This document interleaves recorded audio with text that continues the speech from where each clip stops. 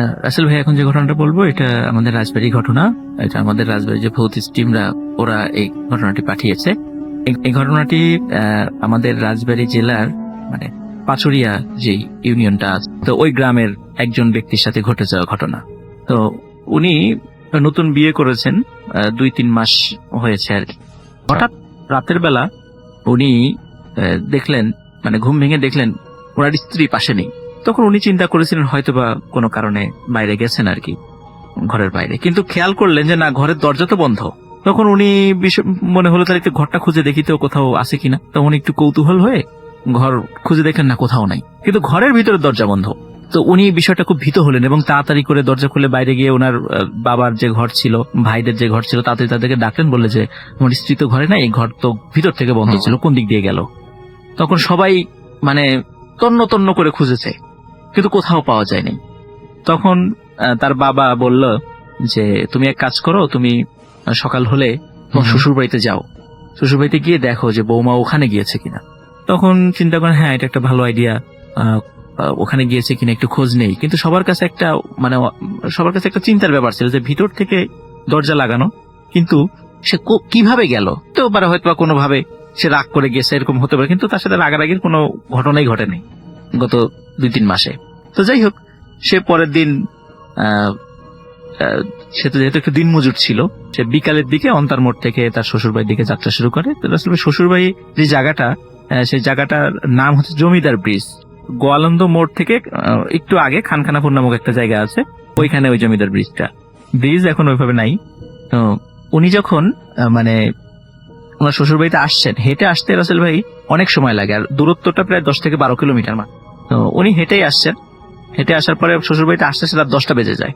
তো শ্বশুর বাড়িতে এসে যখন বিষয়টা বলে যে এরকম হঠাৎ করে রাতের বেলা তো পাচ্ছি না, এখানে আসছে কিনা, তখন বললো যে না, তো সে তো এখানে আসে নাই।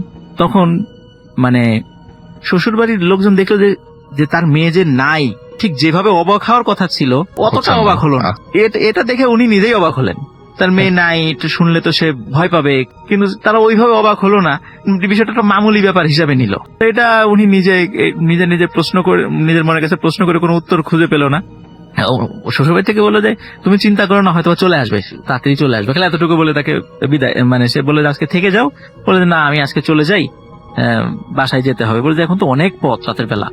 বললো যে তারপর ইনস্ট্রাকশন দিয়ে দিল, উনি যেহেতু বারবার যেতে চাচ্ছিলেন, যে তুমি যেই পথ দিয়ে এসেছো ওই পথ দিয়ে যাওয়ার দরকার নাই, ওটা দীর্ঘ পথ, একটা পথ দেখিয়ে দিলেন। দিয়ে আর একটা রাস্তা, একটা স্কুল আছে, ওই স্কুলের পাশ দিয়ে ভিতর দিয়ে একটা রাস্তা আছে বিলের পাশ দিয়ে, বলে এই রাস্তা দিয়ে গেলে পথ অর্ধেক হয়ে যাবে, মানে অনেক কম সময় তুমি বাড়িতে পৌঁছে যেতে পারো। তখন রাসেল ভাই, ওনার শালা যে বড় শালা, সে আসতে চাইলো সাথে, কিন্তু উনি বলেন না, এত রাত্রেবেলা তোমার আসার দরকার না, আমি একাই যেতে পারবো। চাঁদনি রাত ছিল। উনি রাসেল ভাই রওনা দিয়ে দিলেন। তখন যখন যাচ্ছেন বিলের পাশ দিয়ে, উনি যখন হাঁটছিলেন ফিল করলেন কিছু জন পাশ থেকে সাঁতার কেটে কেটে ওনার সাথে সাথে আসছে। তো উনি যখন দাঁড়িয়ে পিছন দিকে তাকায়, দেখে কিছুই নাই, তবে পানিতে একটু ঢেউ দেখা যাচ্ছে, মনে হচ্ছে যে মাত্র কেউ একজন ডুব দিয়েছে ওখানে, হালকা ঢেউ মনে হচ্ছে, উনি টের পাচ্ছেন। তো উনি আবার সামনের দিকে হাঁটা শুরু করলেন।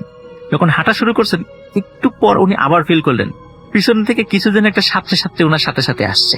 তখন উনি এরকম 3 বার ফিল করলেন, উনি নিশ্চিত হলেন যে হ্যাঁ, আসলেই কিছু সাঁতার কেটে কেটে আসছে না, সেটা কি উনি বোঝার চেষ্টা করছিলেন। আর একটু পর যখন উনি ফিল করেন হ্যাঁ, এবার আবারও সাঁতার কাটার শব্দ পাওয়া যাচ্ছে, উনি ঘুরে তাকিয়ে দেখেন যে একটা মানুষের মাথা, এবং সেই মাথাটা কোনো মেয়ে লোকের মাথা। এবং যেহেতু চাঁদনি রাত ছিল, উনি দূর থেকে দেখে ফেললেন যে মাথাটা দেখা যাচ্ছে এটা ওনার স্ত্রীর মাথা। উনি মানে প্রচন্ড ভয় পেলেন। তো উনি প্রচন্ড ভয় পেলেন, ভয় পাওয়ার বলছে এই তুমি ওখানে কেন, উঠে আসো। সে আসে না, সে ওখানেই থাকে, সে বরং ইশারা করে পানির মধ্যে তাকে ডাকে। তখন উনি চিন্তা করলেন যে এটা ব্যতিক্রম কিছু, এটা স্বাভাবিক নয়, যেহেতু ওনারা গ্রামের লোক, দিন মজুর, রাতের বেলা অনেক সময় কাজ করতে হয়, তখন এই ঘটনাগুলোর সাথে না ওনারা শোনেন বা অভ্যস্ত কিছু কিছু বিষয়ের সাথে। কিন্তু উনি বুঝতে পারলেন যে এটা স্বাভাবিক কোনো ঘটনা নয়, নিশ্চয়ই অস্বাভাবিক কোনো ঘটনা। রাসেল ভাই ওইটা উনি পাত্তা দিলেন না, উনি সোজা হাঁটা শুরু করলেন। কিছুক্ষণ পরে দেখলেন না, এখন আর সাঁতারের শব্দ শোনা যাচ্ছে না, এখন মনে হচ্ছে পিছন থেকে কেউ হেঁটে আসছে। কিন্তু রাসেল ভাই, ভেজা শরীরে মানুষ যখন খালি পায়ে হেঁটে আসে মাটির উপর দিয়ে, তখন এক ধরনের শব্দ হয়, মানে বোঝা যায় যে হয়তো বা ভেজা শরীরে কেউ হেঁটে আসছে। উনি ফিল করলেন পিছন থেকে মনে হচ্ছে ভেজা শরীরে কেউ হেঁটে আসছে, ওরকম শব্দ। উনি পিছন দিকে তাকিয়ে দেখেন ওনার স্ত্রী আসছে, বলে যে এই আমাকে নিয়ে যাবি না? উনি তখন দেয়, ভয়ে দেয় দৌড়। তো দৌড় দেওয়ার পরে উনি ফিল করেন পিছন থেকে ওই জিনিসটাও দৌড়াচ্ছে, কিন্তু উনি পিছন দিকে তাকান নাই। তো দৌড়াতে দৌড়াতে ওই যে স্কুলের কথা বলেছিলাম আর কি, ওখানে নামার পর ওই স্কুলের কাছে যখন চলে আসে, স্কুল মাঠ আছে, তখন উনি দেখলেন যে যখন ওই বিলটা পার হয়ে উনি চলে আসছে, তখন তার ওই পানি টানি কিছু নাই। তখন উনি দেখলেন পিছন থেকে একটা গাড়ির শব্দ। তো ওই সময়, এখন তো এটা দেখা যায় না আর কি, ওই সময় ওই অঞ্চলে ঘোড়ার গাড়ি চলতো, মানে একটা মানে আমরা যেই দেখি এখনো গ্রাম অঞ্চলে দেখা যায় ঘোড়ার গাড়িগুলো, দেখা যায় একটা ঘোড়ার গাড়ি আসছে, কিন্তু গাড়িতে কোনো চালক নাই, কারণ চাঁদনি রাত তো দেখা যাচ্ছিল, চালক নাই, ঘোড়ার গাড়িটা মানে ঘোড়াটা দৌড়াচ্ছে, গাড়ি নিয়ে আসতেছে। তখন উনি চিন্তা করেন হয়তো বা রাতের বেলা কোনো বাসার থেকে কোনো মালিকের ওই ঘোড়া ছুটে গেছে, গাড়ি সহ হয়তো দৌড়াচ্ছে। উনি চিন্তা করলেন যে এক কাজ করি, ঘোড়াটাকে থামিয়ে ওই গ্রামের পথের দিকে ঘুরিয়ে দিই, কেন এদিকে কোন দিক দিয়ে চলে যাবে, কার কোন দিকে চলে ঠিক ঠিকানা নেই। কিন্তু উনি চিন্তা করেন যে ঘোড়াটাকে যে ঘুরিয়ে দেবো, যদি কোনো লোক আমাকে চোর ভাবে, যদি কেউ এসে, তখন তো এই অঞ্চলে যেহেতু আমাকে কেউ চেনে না, তখন আমি একটা বিপদে পড়বো। উনি কিছু বললেন না, উনি দেখলেন যে ঘোড়ার গাড়িটা মানে সোজা দৌড়ায় চলে গেল। কিছুক্ষণ পর রাসেল ভাই উনি শব্দ পেলেন যে পিছন থেকে আর একটা গাড়ির শব্দ, আর একটা গাড়ি আসছে, এবং উনি তাকিয়ে দেখলেন যে হ্যাঁ, এইবারের গাড়িটাও খালি একটা ঘোড়া, কিন্তু গাড়ির পেছনে মনে হচ্ছে কিছু রাখা, সাদা কিছু দিয়ে ঢেকে রাখা আর কি।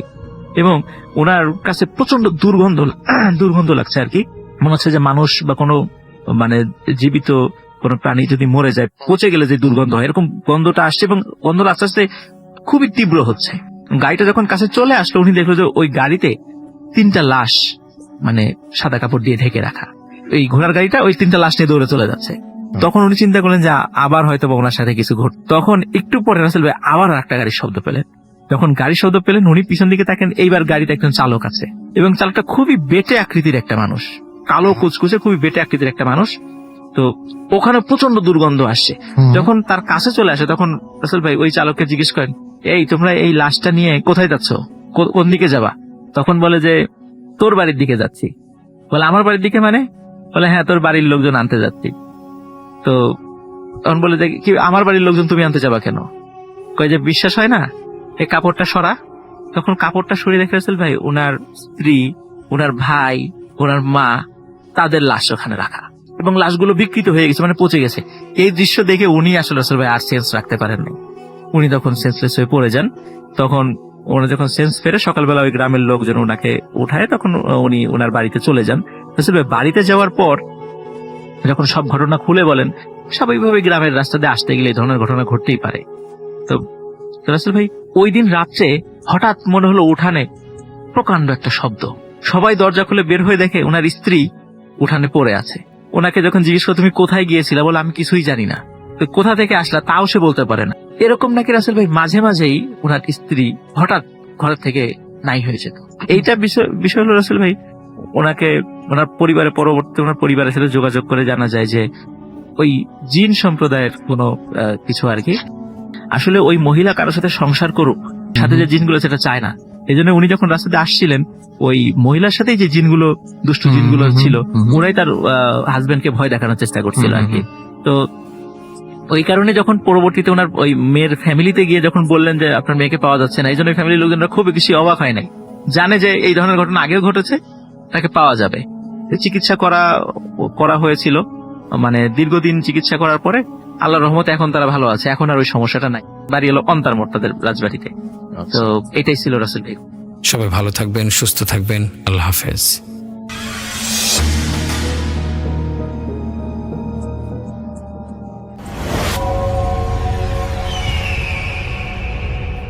এই ঘটনাটি আমাদের সাথে শেয়ার করেছেন সোহান সাতক্ষীরা থেকে। এটি ঘটনা কালেক্ট করেছেন তার স্ত্রী নানির কাছ থেকে শোনা ঘটনা, যেটি সেখানকার একটা রুরাল লেজেন্ড বলা যায়। তো সেটি তিনি শেয়ার করেছেন। তিনি আমাকে অনুরোধ করেছেন আমার মতো করে শেয়ার করতে, তো আমি চলে যাব সোহানের পাঠানো ঘটনায়। বেশ অনেক বছর আগের কথা, ৭৮ বা ৮০ সালের এর মাঝের কোন একটা সময়কার ঘটনা নাকি এটা। সেই সময় ঘটনাটি ঘটেছিল বগুড়া জেলার কোনো একটি গ্রামের ঘটনা। তো সেখানে একজন মানুষ বাস করতো, যার নাম ছিল সহুর আলী। তো সোহর আলী পেশায় ছিলেন একজন ব্যবসায়ী। ব্যবসায়ী বলতে তার গ্রামে তার একটা দোকান ছিল, তো সেই দোকানে তিনি অনেক নানা রকম পণ্য বিক্রি করতেন। এছাড়াও তার যে কৃষি পণ্য বা ইত্যাদি ইত্যাদি এইসব বিক্রি করার জন্য তিনি মাসে 2বার গ্রামের হাটে যেতেন। তো হাট বসতই 2বার মাসে, তো সেটা গ্রাম থেকে বেশ খানিকটা দূরে, নদীর পাড়ে অনেক দূর যেতে হয় সেখানে। তো যেদিন তিনি ওখানে যেতেন হাটে, সেদিন তিনি আর ফিরে আসতেন না। ওই হাটে বেচাকেনা করে সেখানকারই কাছে অনেক ব্যবসায়ী ছিল, তারা ওখানে থাকতো একটা জায়গায়, তো ওখানে থেকে যেতেন, পরদিন তিনি আসতেন। আর রাতের বেলা কেউ আসতে চাইতেন না, এর একটা কারণ আছে। এই রাস্তাটা বেশ মানে নীরব নিথর হয়ে যায় রাতের বেলা। একটা ভয় থাকে যে এখানে যদি ডাকাত টাকাত পড়ে, এটা একটা ভয় থাকে। আর এছাড়াও তাদের ওই রাস্তায় মানে ফিরে আসার রাস্তায় একটা জায়গা আছে, সেখানে 3টা শিমুল গাছ আছে, এবং এই শিমুল গাছ অনেক পুরনো, এবং এগুলোর নাকি অনেক দুর্নাম আছে এই সব জিনিস অতিলৌকিক ব্যাপার নিয়ে। মানে মানুষ বলে ওখানে উপরি জিনিস আছে। তো 3টা গাছ এমনভাবে বিন্যাস করা, মানে মনে হয় ট্রায়াঙ্গুলার একটা শেপে সেটা আছে, এবং মাঝখানে বেশ ঝাঁকড়া ওখানে মানে গাছপালা আছে, মানুষজন ভয় পায় ওখানে গেলে। এমনও আছে যে অনেকে বলছে যে কাউকে টেনে নিয়ে গেছে, টেনে নিয়ে উল্টা করে ঝুলায় রাখছে, এরকম শোনা যায়। তো যাই হোক, ওই জিনিসটারও ভয় আছে, এই জন্য মানুষ আর ব্যাক করে না, যারাই ব্যবসা করে ওই থেকে যায়। তো সোহর আলীও এই কাজ করতেন। তিনি যখন যেতেন সারাদিন বেচাকেনা করে তার যা আয় হতো এবং যা পণ্য বেঁচে যেত, সেগুলো পারলে খুব দ্রুত ছেড়ে দিতেন শেষের দিকে, আর না পারলে সেগুলো সহ তিনি চলে যেতেন সেই ব্যবসায়ীদের থাকার জায়গায়, যারা এখানে হাটে পার্টিসিপেট করছে তারা ওখানে থাকতো, তিনিও ওখানে রাত কাটায়, পরদিন চলে আসতেন। তো সোহর আলীর পরিবারে মানুষ কিন্তু মাত্র 2জন, সোহর আলী এবং তার স্ত্রী। বেশ ছিমছাম 2জন মানুষ, তখন পর্যন্ত তাদের পরিবার বড় হয়নি, তাদের সন্তানাদি নাই। তো তাদের গরু ছাগল আছে, এগুলোকে তাদের গোছায় রাখতে হয়, বেশ কষ্ট হয় 2জনের ম্যানেজ করতে।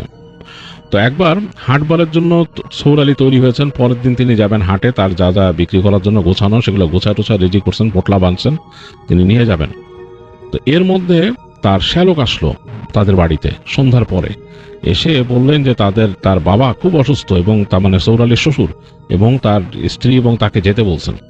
তো সোহর আলীর মুখ কালো হয়ে গেল, তিনি চিন্তা করতেছেন যে কিভাবে যাব, এবং হাটে যাওয়া তার খুব জরুরি, কারণ তার যেই জিনিসপত্র তিনি যাবেন হাটে নিয়ে, সেগুলো মানে খুব বেশি রাখা যাবে না। তো তিনি তার শ্যালককে বললেন যে এক কাজ করো, তুমি কালকে সকালে 10টা-11টার দিকে তোমার বোনকে নিয়ে চলে যাও তোমাদের বাড়িতে, আর আমি হাটে যাই, হাটে গিয়ে আমি আবার সন্ধ্যার পরে চলে আসবো, হাটে আর থাকবো না ওইখানে, আমি চলে আসবো, এসে রাতে বাসাটা পাহারা দিব, সকালে যে তোমাদের বাড়ি গেলাম, তোমার বোনকে নিয়ে পরে চলে আসলাম। তো এরকম কিছু করবো আর কি। তো শ্যালক বললো আচ্ছা ঠিক আছে। তো সোহর আলী ওইভাবেই করলেন, তিনি ওই দিন রাতের বেলা থাকলেন, থেকে সকালে তিনি বের হয়ে গেলেন হাটের উদ্দেশ্যে। তো তিনি যাচ্ছেন, তখন তো দিনের বেলা, সুন্দর হাঁটতে হাঁটতে হাঁটতে হাঁটতে এক সময় তিনি ওই যে রাস্তার মধ্যে গরুর গাড়ি পেলেন, সেটাতে উঠে অনেকখানি পথ কভার করলেন, তারপর তিনি চলে গেলেন সোজা হাটে। তো হাটে গিয়ে তার মতো তিনি শুরু করলেন বেচা কেনা, এবং মোটামুটি ভালোই তার সময় কাটতেছিল, এবং কাটতে কাটতে সন্ধ্যা হয়ে গেল। তো শেষে বেশ খানিকটা তার জিনিসপত্র রয়ে গেছিল বলে বিক্রি হচ্ছিল না, এবং হাট আস্তে আস্তে ক্লোজিং হয়ে যাচ্ছে। তো ওই সময় কিন্তু বিদ্যুতের চল ছিল না, গ্রামের ওই জায়গায় একেবারে বিদ্যুতের চল ছিল না। হাটে হ্যাজাক লাইট জ্বলতো আর হ্যারিকেন জ্বলতো। তো সোহর আলী নিয়ে গেছিলেন হ্যারিকেন, সেই হ্যারিকেনের আলোতে খুব বেশি দেখাও যাচ্ছে না। তো এরকম সন্ধ্যার পর আস্তে আস্তে দেখা যাচ্ছে এরকম করতে করতে 8টা-9টা বেজে গেল।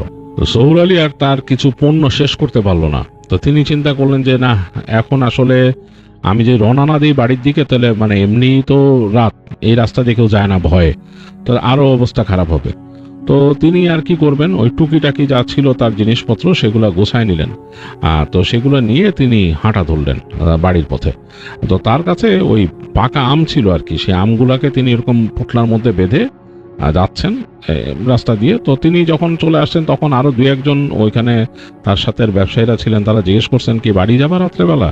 বলে যে হ্যাঁ। থেকে যেতে এখানে, এই রাত্রেবেলা ওখান থেকে যাওয়ার দরকার আছে, রাস্তা তো ভালো না। তো সোহর আলী বললেন যে না, আমার কাজ আছে, বাড়িতে কেউ নাই, বাসা আজকে খালি, রাত্রে থাকতে হবে বাড়িতে। বলে আচ্ছা ঠিক আছে। তো সোহর আলী যাচ্ছেন, তার পোটলা ভর্তি তার যে পাকা আমগুলা সেগুলো নিয়ে তিনি রওনা দিলেন, হাতে হ্যারিকেন, যাচ্ছেন বাড়ির দিকে। তো রাস্তা দিয়ে যে যাচ্ছেন, যে খারাপ লাগতেছে না তার কাছে, সুন্দর বাতাস, ফসলের মাঠ দুলতেছে, আকাশে চাঁদ উঠছে, সুন্দর লাগতেছে। তিনি চিন্তা করলেন এরকম হাঁটতে হাঁটতে হয়তো আমি ঘন্টা 2-1-এর মধ্যে বাড়ি পৌঁছায় যাব, অসুবিধা হবে না। এই রাতে তার কোনো মানে কিছু পাওয়ার চিন্তা নাই, গরুর গাড়ি কিছুই চলে না রাতের বেলা, এরকম সময় সব ঘুমায় গেছে। তিনি হেঁটে যাচ্ছেন, ঝিঝি পোকার ডাক শুনতেছেন, বেশ অন্যরকম, চাঁদ অনেক সময় মেঘে ঢেকে যাচ্ছে, এরকম অবস্থা। তো হাঁটতে হাঁটতে তিনি এক সময় চলে আসছেন সেই যে শিমুল গাছের কাছে। ওই জায়গাটা নিয়ে অনেক বদনাম আছে, মানুষজন ভয় পায়, আগে যেটা বলছি, তো অনেকে বলছে যেরকম টেনে নিয়ে যায়, ভিতরে নিয়ে ঝুলায় রাখছে এরকম।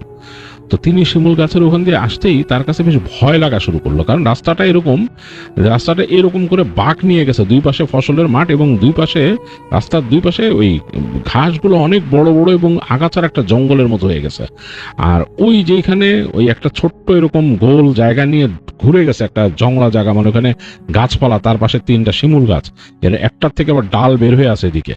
ওই জায়গায় মানুষজন কোনো মানে পরিষ্কার পরিচ্ছন্ন কিছুই করতে যায় না, ওইটা মনে একটা জঙ্গল হয়ে গেছে রীতিমতো, ওই শিমুল গাছের মাঝখানের অংশটা। তো দিনের বেলা এতটা খেয়াল করা হয় না, এখন রাতের বেলা বেশ ভয় লাগতেছে, এবং একা যে ওখানে সৌর আলীর কাছে বেশ ভয় লাগতেছে, সেই তার হাঁটার গতিটাই কমে গেছে ওই জায়গা দেখে।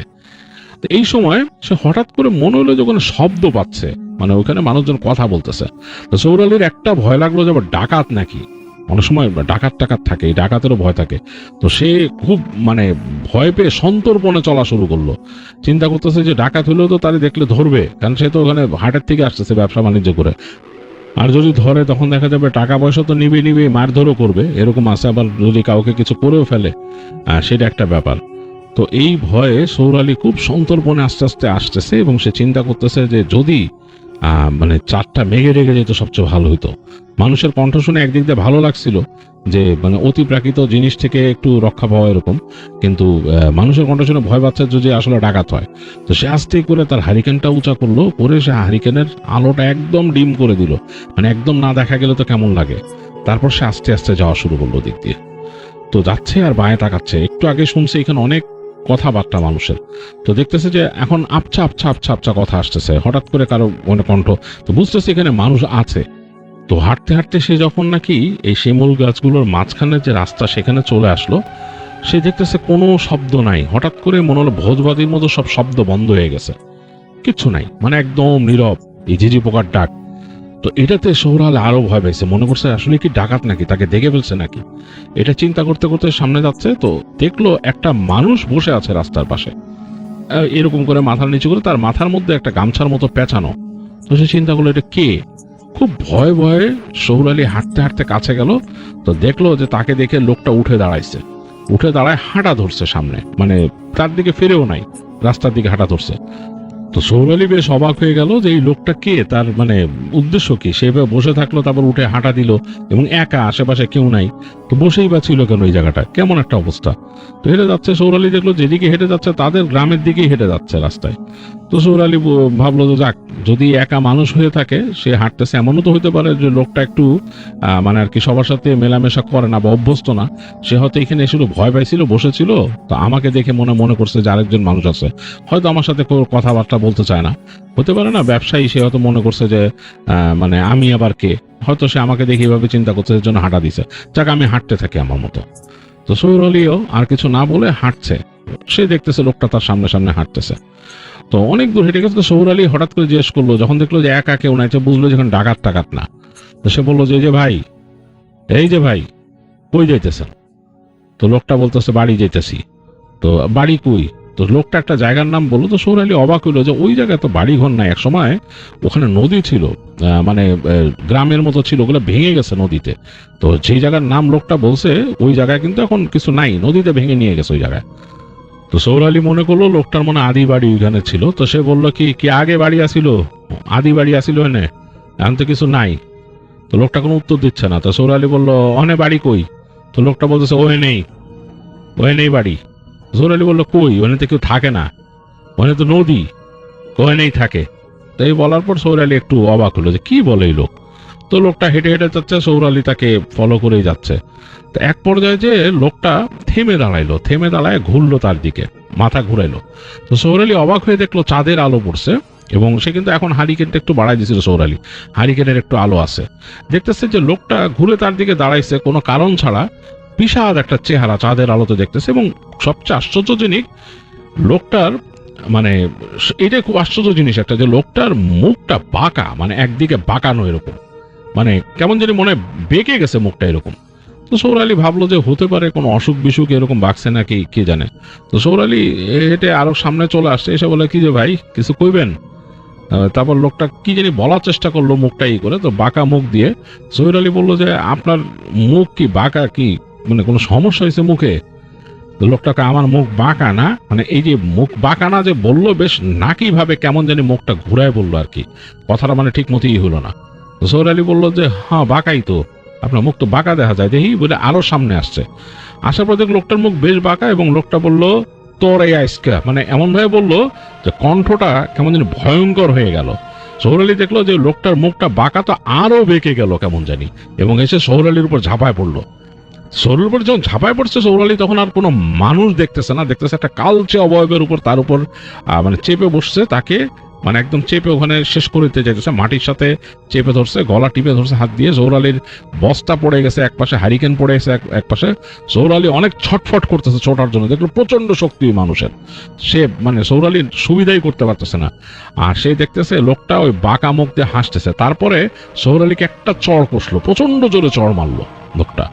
চড়ের চোটে সোহেল আলীর মন হলো যে তার মানে পৃথিবী মানে ঘুরে গেছে, তার মুখের দিকে মন হলো যে ব্যথায় একদম মানে হয়ে গেল। তো সে এটা সহ্য করতে পারতেছে না। সোহেল আলী ওই অবস্থায় মনে মনে দোয়া পড়ার চেষ্টা করলো, আর সে দেখতেছে যে ওই লোকটা তার বুকের উপর বসে হাসতেছে, তার চেহারাটা বিকৃত হয়ে গেছে, অন্যরকম হয়ে গেছে, মানে স্বাভাবিক মানুষের মতো না। চোখের জায়গায় সে কিছু দেখতেছে না, দেখতেছে সাদা শুধু, মানে মণি চোখের মণি নাই। তো সোহেল আলী এই পর্যায়ে প্রচন্ড ব্যথা মুখে, এই অবস্থায় তিনি দোয়া পড়া শুরু করলেন খুব। তো দোয়া পড়তে পড়তে তিনি একটা পুরা সম্পূর্ণ দোয়া পড়লেন আর কি। পড়ার সাথে সাথে দেখলো যে লোকটা তাকে ছেড়ে দিছে, ছেড়ে দিয়ে উঠে দাঁড়াইছে, উঠে দাঁড়ায় কেমন জানি করতেছে। তো সোহেল আলী ছেড়ে দৌড় দিলেন ওখান থেকে, মানে মানে তার প্রাণপণ যতটুকু তিনি তার সামর্থ্য ছিল শরীরের, উড়ে যাচ্ছেন তিনি প্রায়। তো উড়ে তিনি দেখলেন যে তিনি ওই লোকটা মনে হচ্ছে যে এক একটা ডিস্টেন্স কভার করে করে তার কাছে চলে আসতেছে, অ্যাজ ইফ সে বাতাসে উড়ে আসতেছে এরকম। তো সোহেল আলী নেমে গেলেন ওই রাস্তার থেকে নেমে ক্ষেতের মধ্যে দৌড়ালেন। আর এইভাবে দৌড়াইতে দৌড়াইতে মনে হলো যে তার মা তাকে ছোটবেলায় বলতো যে ভয় পাইলে 3 কুল পড়বি। তো সে ওই অবস্থায় প্রচন্ড ব্যথা তার চোয়াল মনে হচ্ছে ভেঙে গেছে। সে অনেক কষ্টে তিনি দোয়া পড়া শুরু করলেন, ওই সূরা পড়া শুরু করলেন। তো ওই 3টা সূরা যখন তিনি পড়ছেন, পড়ার পর তার মনে গাটা একটা ঝাড়া দিয়ে উঠলো, মনে হলো যে একটা মানে ইলেকট্রিক শকের মধ্যে ঝাড়া দিল। ঝাড়া দেওয়ার পর তিনি মনে করলেন যে হঠাৎ করে তার কাছে মনে হচ্ছে যে না, তার সামনে আর সমস্যা নাই বা পিছনেও সমস্যা নাই। তো তিনি পিছন ফিরে দেখলেন যে কিছু দেখা যাচ্ছে না। তো তিনি দৌড়াচ্ছেন, মানে ওই অবস্থায় থামেন নাই, দৌড়াইতে তার হাতের ব্যাগ ট্যাগ সব চলে গেছে, হারিকেন টারিকেন নাই। দৌড়াইতে তিনি এক পর্যায়ে দেখলেন যে তিনি চলে আসছেন নদীর একটা সংকীর্ণ জায়গা। এটা সাঁতরায় পার হতে পারলে তিনি তার মানে বাড়ি, ওইতে বুঝতে পারছেন এখান থেকে কত দূর তার বাড়ি, বেশি দূর না। তো ওই জায়গায় এসে তিনি পাড়ে দাঁড়াইলেন, তখন দেখলেন যে ওই যে মানুষটা আবারও কাছে আসতেছে। তো এইবার মনে হচ্ছে যে তার চেহারা আরো রাগম্বিত। তো সোহেল আলী ওই দোয়া পড়তে পড়তে, সূরা পড়তে পড়তে পানিতে লাফায় পড়লেন, কোনো মতে হাঁচড়ে পাঁচড়ে সাঁতরায় উঠলেন ওই পাশে। ওঠার পর তিনি দেখতেছেন যে ওই মানুষটা নদীর ওই পারে দাঁড়ায় আছে, সে আর নদী ক্রস করতে পারলো না। সোহেল আলী দৌড়াইতে মানে তার তখন আর সেন্স নাই। সে তাদের বাড়িতে চলে আসলেন, বাড়ি তো ফাঁকা, বাড়িতে কেউ নাই। তো তিনি এসে তার বাড়ির যে মূল যে ফটকের কাছে পড়ে গেলেন, পড়ে গিয়ে জ্ঞান হারায় ফেললেন। তো সোহেল আলী হয়ে পড়েছিল, তার আর কিছু খেয়াল নাই। তো সকালবেলা তার ঘুম ভাঙলো যে তাদের ওইখানে দুধ নিতে আসতো তার বাড়িতে, পাশের বাড়ির মানুষ, সে আসছে। এসে সে তাড়াতাড়ি সোহেল আলীকে মনে দেখছে, দেখে মানে ধরে পানির ছিটাটিটা দিয়েছে। সোহেল আলীর মানে তখন ফিরছে যে পাশের বাসার মানুষ মুখে পানি ছিটাইতেছে। তখন সোহেল আলী মানে তাকায় বলতেছে যে কথা বলার চেষ্টা করতে, তার মুখ দিয়ে কথা বেরোচ্ছে, মুখ বাঁকা হয়ে গেছে। তো সেই মানুষ গ্রামের যে আসছিল, দুধ নিতে আসছিল, সে খবর দেয় আশেপাশের মানুষকে। আরো কয়েকজন মানুষ আসে, এসে সোহেল আলীকে তাড়াতাড়ি তারা নিয়ে যায় ওখানকার কবিরাজের কাছে, আগে চিকিৎসা করার চেষ্টা করে। তার মুখে ওই ওষুধ লাগায়, পাশ থেকে ব্যান্ডেজ করার চেষ্টা করে বাঁশের চটি দিয়ে, তার মুখ বাঁকায় গেছে রীতিমতো। তারপর মসজিদের হুজুরের কাছে নিয়ে যায়। তো তিনি বলেন যে সোহেল আলীকে জিজ্ঞেস করে কি হয়েছে। সোহেল আলী অনেক কষ্টে, মানে কথা বলতে পারে না, মুখ বাঁকায় গেছে অবস্থায় বলে টুপিটাকে এরকম কি ধরছিল তাকে, মানে কি দেখছিল। তো বলে যে খারাপ জিনিস ধরছিল তারে, খারাপ জিনিস দেখছিল, রাস্তায় আটকাইছিল। তো হুজুর ঝেড়ে দেয়, কবিরাজ তার মতো চিকিৎসা দেয় টুকিটাকি। তাকে বাসায় নিয়ে আসে, তার স্ত্রীকে খবর পাঠানো হয়, তার স্ত্রী বাসা থেকে চলে আসে, তার শ্যালকও চলে আসে এবং তারা তাকে দূরে নিয়ে যায়, পরবর্তীতে নিয়ে ডাক্তারের কাছে দেখায়, জেলা শহরে নিয়ে। তো লাভ হয় নাই, মানে কোনো হয় নাই। তাকে ডাক্তার বলে যে তার অন্য কোনো অসুখ হয়েছিল, হয়তো সে স্ট্রোক করছে, এইভাবে মুখ বাঁকায় গেছে। এরকম জিনিসপত্র তখনকার সময় আসলে এত ক্লিয়ার ধারণা হতো না, মানে প্রপার ট্রিটমেন্ট না পেলে। তো যাই হোক, সৌর আলীকে ওইভাবেই রাখা হয় এবং সে অনেকদিন অসুস্থ ছিল, সে ওরকম কিছু করতে পারে নাই। আস্তে আস্তে নাকি সে একটু সুস্থ ফিল করে এবং সুস্থ হয়।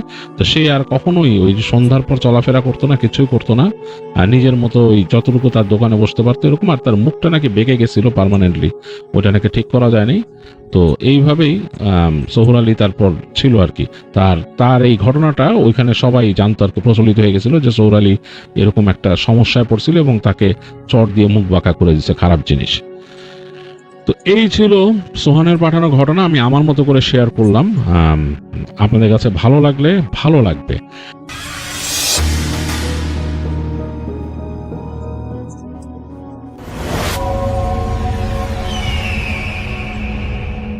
আজকের ঘটনাটি আমি এমন একজন মানুষের কাছ থেকে শুনেছি যে কোনো ধরনের ভূত প্রেত এসব বিশ্বাস করতো না।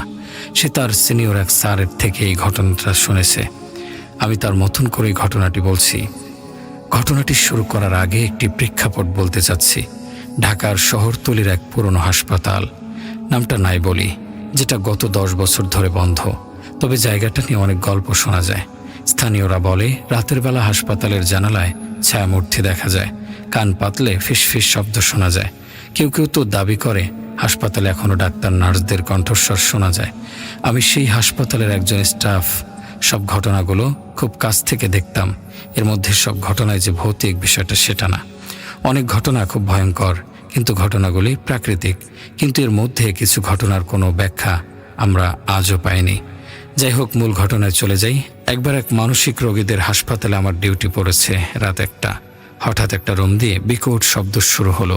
আমরা গিয়ে দেখলাম রুমে কেউ নেই। সবাই বেশ অবাক হলাম, এই রোগী কোথায় গেল? এখানের প্রতিটা রোগী এদের নিজেদের রুমে বাথরুম ও এদের রুমের সাথেই, না বাথরুমেও নেই। এদিকে রুমটাও বেশ অন্ধকার। এই রোগীর আবার আলোতে সমস্যা, আলো চোখে লাগলে চিৎকার করে শুধু। যাই হোক, এখন এই রোগীকে তো কোথাও খুঁজে পাওয়া যাচ্ছে না, পুরো রুম খুঁজেও পাওয়া গেল না তাকে। এরপর যেটা সবাই দেখলো সেটা কিভাবে হয়েছে কেউ জানে না। সবাই দেখলো ওই রুম ছিল বিল্ডিংয়ের 2য় তলায়। অনেক পুরনো বিল্ডিংটি ছিল 3 তলায়। সেই রোগীর রুমের জানালা থেকে উপরের ছাদের একটা ভিউ দেখা যায়। সবাই স্পষ্ট দেখলো রোগীটি ছাদের কার্নিশে দাঁড়িয়ে সবার দিকে তাকিয়ে হো হো করে হাসছে। কেউ কিছু বোঝার আগেই সে এক লাফ দিল। কারো হাতে কিছু করার ছিল না, কিন্তু বিষয়টি আজও ব্যাখ্যাতীত। সে কিভাবে ওখানে পৌঁছালো, কোন রাস্তা দিয়ে পৌঁছালো, রুম থেকেই বা কী করে বের হলো, কেউ জানে না, আজও না। যাই হোক, মূল ঘটনায় চলে যাই। ঘটনাটি সিনিয়র ভাইয়ের কথা অনুযায়ী লিখে পাঠাচ্ছি। এবারের কাহিনী শুরু হলো আমাকে এবং আমার বন্ধু রিমনের মাধ্যমে।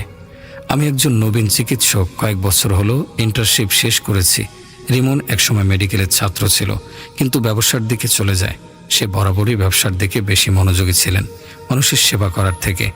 আমরা দুজন ছোটবেলা থেকে বন্ধু। এক সন্ধ্যায় রিমন বলল, চল আজ একটু অ্যাডভেঞ্চার করি, ওই পরিত্যক্ত হাসপাতালটা একবার দেখে আসি, ওখানে নাকি কত কিছুই ঘটে, যাই একবার দেখে আসি। আমি একটু ভেবে বললাম, তুই জানিস তো এসব জায়গায় কী সব অদ্ভুত ব্যাপার ঘটে। পুরনো রেকর্ড অনুযায়ী হাসপাতালের শেষ দিকে কয়েকটা রহস্যময় মৃত্যু হয়েছিল।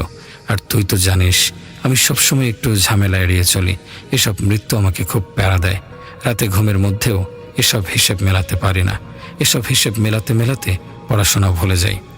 রিমন হাসলো, ও সব গুজব, আজ প্রমাণ করে দেব এসব কিছুই নাই। তুই যে এসব বিশ্বাস করো আমি তো কোনোদিন চিন্তাও করিনি। আমি ভাবতাম তুই আমার মতন করে ভাবিস বিষয়গুলো। যাই হোক, চল দেখেই আসি। সন্ধ্যা গড়িয়ে রাত নামলো। দুজন মিলে একটা টর্চ লাইট আর ক্যামেরা নিয়ে বেরিয়ে পড়লাম। হাসপাতালের ভেতরে ঢুকতেই একটা অদ্ভুত ঠান্ডা অনুভব করলাম। হাসপাতালের চিত্রটা একটু বর্ণনা করে। পুরনো পরিত্যক্ত একটি হাসপাতাল হঠাৎ করে বন্ধ হয়ে যায়, কারণ এখানের যত জিনিসপত্র সেই আগের মতন করে ঝোলানো। মনে স্যালাইন ঝুলছে, ওষুধপত্র ছড়িয়ে ছিটিয়ে আছে। হাসপাতালটি কোনো এক কারণে ইনস্ট্যান্ট বন্ধ হয়ে গিয়েছে। সব কিছু বন্ধ, ওয়ার্ড দিন যেভাবে ছিল ঠিক সেভাবে আছে, কেউ সেখানে আজ অবধি আসেনি। হঠাৎ কেমন যেন একটা শব্দ, যেন কারো দম বন্ধ করা শ্বাস আমার ঘাড়ে লাগছে। ধুলো জমে গেছে, দেয়ালে ফাটা ফাটা দাগ, বাতাসে যেন একটা পচা ওষুধের গন্ধ। আর সবকিছু মিলিয়ে কেমন যেন এক দম বন্ধ করা পরিবেশ। হঠাৎ করেই কোথা থেকে যেন ফিসফিস শব্দ এলো, তোমরা চলে যাও। আমার গায়ের লোম দাঁড়িয়ে গেল। রিমন আমার দিকে তাকিয়ে বলল, শুধু বাতাসের শব্দ, ভয় পাবে না। কিন্তু তখনও বুঝিনি আসল ভয় আমাদের জন্য অপেক্ষা করছিল।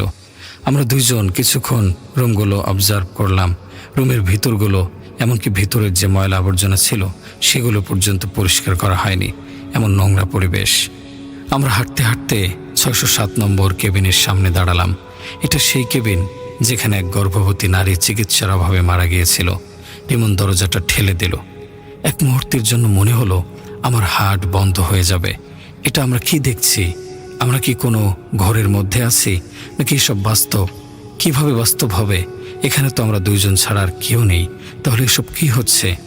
আমি দেখলাম বিছানার উপরে একটা মহিলা বসে আছে। চুল এলোমেলো, মুখে নীলচে রঙের ছাপ, চোখের কোটর গভীর অন্ধকার, গায়ে রক্তমাখা হাসপাতালের গাউন পরা। সে মুখ তুলে তাকালো। আমার সমস্ত শরীর অবশ হয়ে গেল। কিন্তু তার চোখে প্রচণ্ড কষ্ট, তার চোখে মুখে কষ্টের ছাপ। হঠাৎ তার ঠোঁট নড়ে উঠল। তোমরা চলে যাও, না হলে আমিও তোমাদের নিয়ে যাব। আমার বাচ্চাটাকে তো বাঁচাতে পারলে না। তোমাদের লজ্জা লাগে না? তোমরা কেমন ডাক্তার? এর থেকে বাসায় বসে যদি আমার বাচ্চাকে পৃথিবীতে আনার চেষ্টা করতাম, তাই হয়তো বাচ্চাটা বেঁচে যেত। আমি আর রিমন কিছুই বলতে পারছি না। আমাদের মুখে কোনো ভাষা নেই। মনে হচ্ছে আমাদের পায়ের নিচে কিছু নেই। আমাদের দম বন্ধ হয়ে আসছিল। দরজা হঠাৎ এমন জোরে বন্ধ হলো যে আশপাশ কেঁপে উঠল। রিমন চিৎকার দিয়ে ছুটে পালালো। আমি দেরি করলাম না। আমার মাথা এমনিতেও কাজ করছিল না। বাসায় ফিরে এলেও আমার ঘুম হচ্ছিল না। রাত গভীর হলে মনে হলো কেউ আমার ঘরে ঢুকেছে। আমার শরীর নড়ছিল না, কেবল শুনতে পাচ্ছিলাম, আমি এখনো এখানে আছি।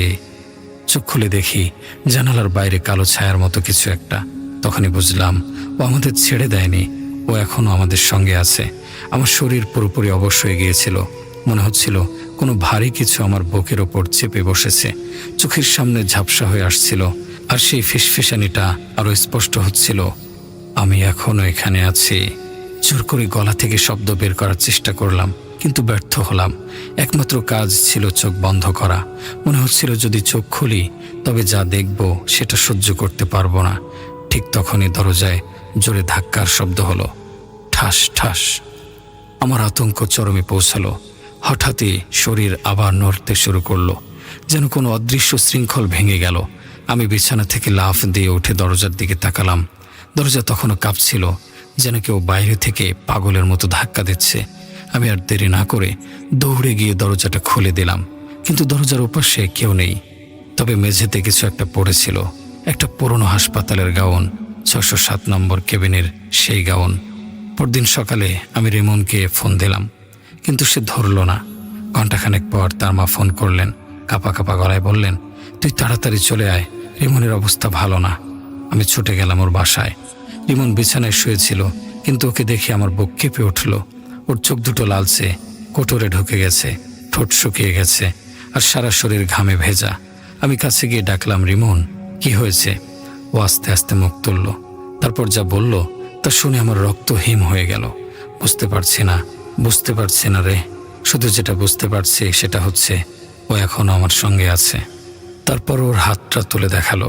ওর কবজিতে গভীর আঁচড়ের দাগ। মনে হচ্ছিল কেউ লম্বা নখ দিয়ে ওর হাত চেপে ধরেছিল। আমি আর দেরি করলাম না। সেদিনই পুরনো হাসপাতালের রেকর্ড খুঁজতে গেলাম। অনেক খোঁজাখুঁজির পর জানতে পারলাম 607 নম্বর কেবিনে যে মহিলা মারা গিয়েছিল তার নাম ছিল তাসনিমারা। সে 8 মাসের অন্তঃসত্ত্বা ছিল। এক রাতে প্রচণ্ড ব্যথা শুরু হলে নার্সরা ডাক্তারকে খুঁজতে যায়, কিন্তু তখন হাসপাতালে স্টাফ ছিল খুবই কম। একজন ডাক্তারও সময় মতো পৌঁছাতে পারেনি। তাসনিম মৃত্যুর আগে বারবার বলেছিল, আমার সন্তানকে বাঁচান, কিন্তু কেউ তাকে সাহায্য করতে পারেনি। পরদিন সকালে নার্সরা এসে দেখে তাসনিম নিজেই নিজের পেট কেটে ফেলেছে। রক্তে ভেসে যাচ্ছিল পুরো কেবিন।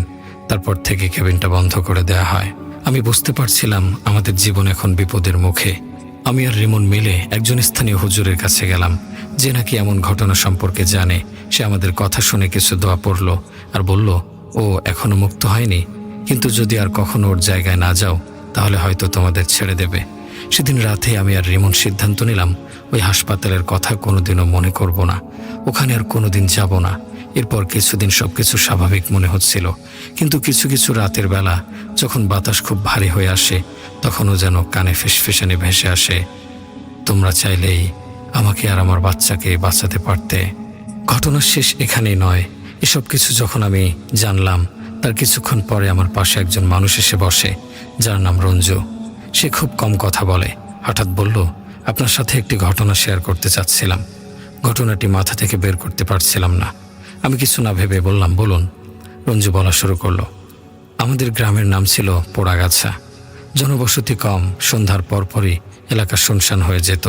গ্রামের এক কোনায় বড় একটা ট্রাক স্ট্যান্ড ছিল।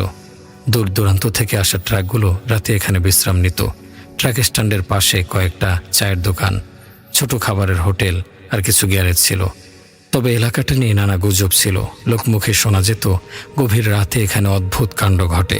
কেউ দেখেছে সাদা কাপড় পরা একটা মেয়েকে, কেউ শুনেছে কান্নার আওয়াজ, আবার কেউ কেউ বলতো এখানে মাঝে মাঝে ট্রাকের হেডলাইটের সামনে হঠাৎ করে কেউ এসে পড়ে, কিন্তু কাছে গিয়ে কাউকে পাওয়া যায় না। আমি মানে রঞ্জু এই ট্রাক স্ট্যান্ডের পাশের চায়ের দোকানে প্রায় আসতাম। রাতের ট্রাক ড্রাইভারদের গল্প শুনতে আমার ভালো লাগতো। গ্রামের মানুষ আমাকে চিনত, কারণ আমি শহর থেকে পড়াশোনা করে গ্রামে ফিরেছি বাবার জমি জমা দেখাশোনার জন্য। একদিন রাত 10টার দিকে আমি ট্রাক স্ট্যান্ডে বসে চা খাচ্ছিলাম। পাশের বেঞ্চে এক রিক্সাওয়ালা বসা ছিল, নাম রব্বানি। তার রিক্সা একটু দূরে দাঁড় করানো ছিল। শুকনো গায়ের মানুষ, মুখে পানের দাগ, চোখে ক্লান্তি। আমার পাশে বসা এক ট্রাক ড্রাইভার নাম কালু মিয়া চায়ের কাপে ফু দিতে দিতে বলল, ভাই এই জায়গাটা ভালো না, কাল রাতেও এক ড্রাইভার নাকি কিছু দেখছে। আমি হাসলাম, তুমি বুঝি ভূতে বিশ্বাস করো? কালু মিয়া গম্ভীর মুখে বলল, বিশ্বাস না করলে কি, নিজের চোখে দেখা জিনিস তো আর অস্বীকার করতে পারি না। রিক্সাওয়ালা এতক্ষণ চুপ ছিল। এবার সে হঠাৎ করে বলল, আমিও একদিন কিছু দেখছিলাম। আমি কৌতূহলী হয়ে গেলাম, কি দেখেছো? রিক্সাওয়ালা চুপচাপ আমার দিকে তাকিয়ে রইল। তারপর ধীরে ধীরে বলতে লাগলো, গত বছর এই সময় শীতের রাত ট্রাক স্ট্যান্ডে যাত্রী নামিয়ে একা ফিরছিলাম। রাত তখন প্রায় 1:30 হবে। রাস্তা ফাঁকা, বাতাসটা ভারী লাগছিল। হঠাৎ দেখি রাস্তার ধারে একটা মেয়ে দাঁড়িয়ে আছে। লম্বা সাদা কাপড় পরা, চুল লম্বা, মুখটা স্পষ্ট দেখা যাচ্ছে না। আমি ভেবেছিলাম নিশ্চয়ই কেউ অপেক্ষা করছে, কিন্তু রিক্সা একটু এগিয়ে নিতেই দেখি মেয়েটা আমার পাশে দাঁড়িয়ে আছে। আমার শরীর হিম হয়ে গেল, গলাটা শুকিয়ে গেল। চোখের সামনে মেয়েটা, কিন্তু আমি জানি কয়েক সেকেন্ড আগেও ও অনেক দূরে ছিল। আমি আর দাঁড়াইনি, প্যাডেল মেরে সামনে চলে এলাম। কিন্তু কিছু দূর যেতেই মনে হলো কেউ আমার রিক্সার পেছনে বসেছে। পেছনে তাকিয়ে দেখলাম কেউ নেই, কিন্তু একটা ঠান্ডা বাতাস যেন আমার গায়ে লাগছে। আমি আর পারছিলাম না, জোরে প্যাডেল মেরে স্ট্যান্ডের দিকে ফিরে এলাম। সেদিনের পর থেকে রাতের বেলা আমি ওই রাস্তা মাড়াই না। রিক্সাওয়ালার কণ্ঠে সত্যিকারের ভয় ছিল। আমি হাসলাম না, কারণ তার মুখ দেখে মনে হচ্ছিল সে সত্যি কিছু দেখেছিল। এরপর কয়েকদিন কেটে গেল। আমি এই ঘটনাটা ভুলে গিয়েছিলাম। এক রাতে কাজ শেষে বাড়ি ফিরছিলাম, তখন বাজে প্রায় 12টা। আমার মোটরসাইকেলের পেট্রোল কমে গিয়েছিল, তাই ভাবলাম ট্রাক স্ট্যান্ডের পাশের দোকান থেকে একটা বোতল পেট্রোল কিনে নেই। ট্রাক স্ট্যান্ডে পৌঁছাতেই দেখি চারপাশে কেমন একটা অস্বাভাবিক নীরবতা। সাধারণত এমন সময়ে কিছু ট্রাক দাঁড়িয়ে থাকে, চায়ের দোকান খোলা থাকে, কিন্তু সেদিন পুরো এলাকা ফাঁকা। একটা ট্রাক দূরে দাঁড়িয়েছিল, কিন্তু আশেপাশে কোনো মানুষ নেই। আমি বাইক থেকে নামতেই শুনলাম খুব হালকা একটা হাসির আওয়াজ, একেবারে মেয়েলি হাসি, কিন্তু কোথা থেকে আসছে বুঝতে পারলাম না। আলোটা একটু কমিয়ে সামনে এগিয়ে গেলাম।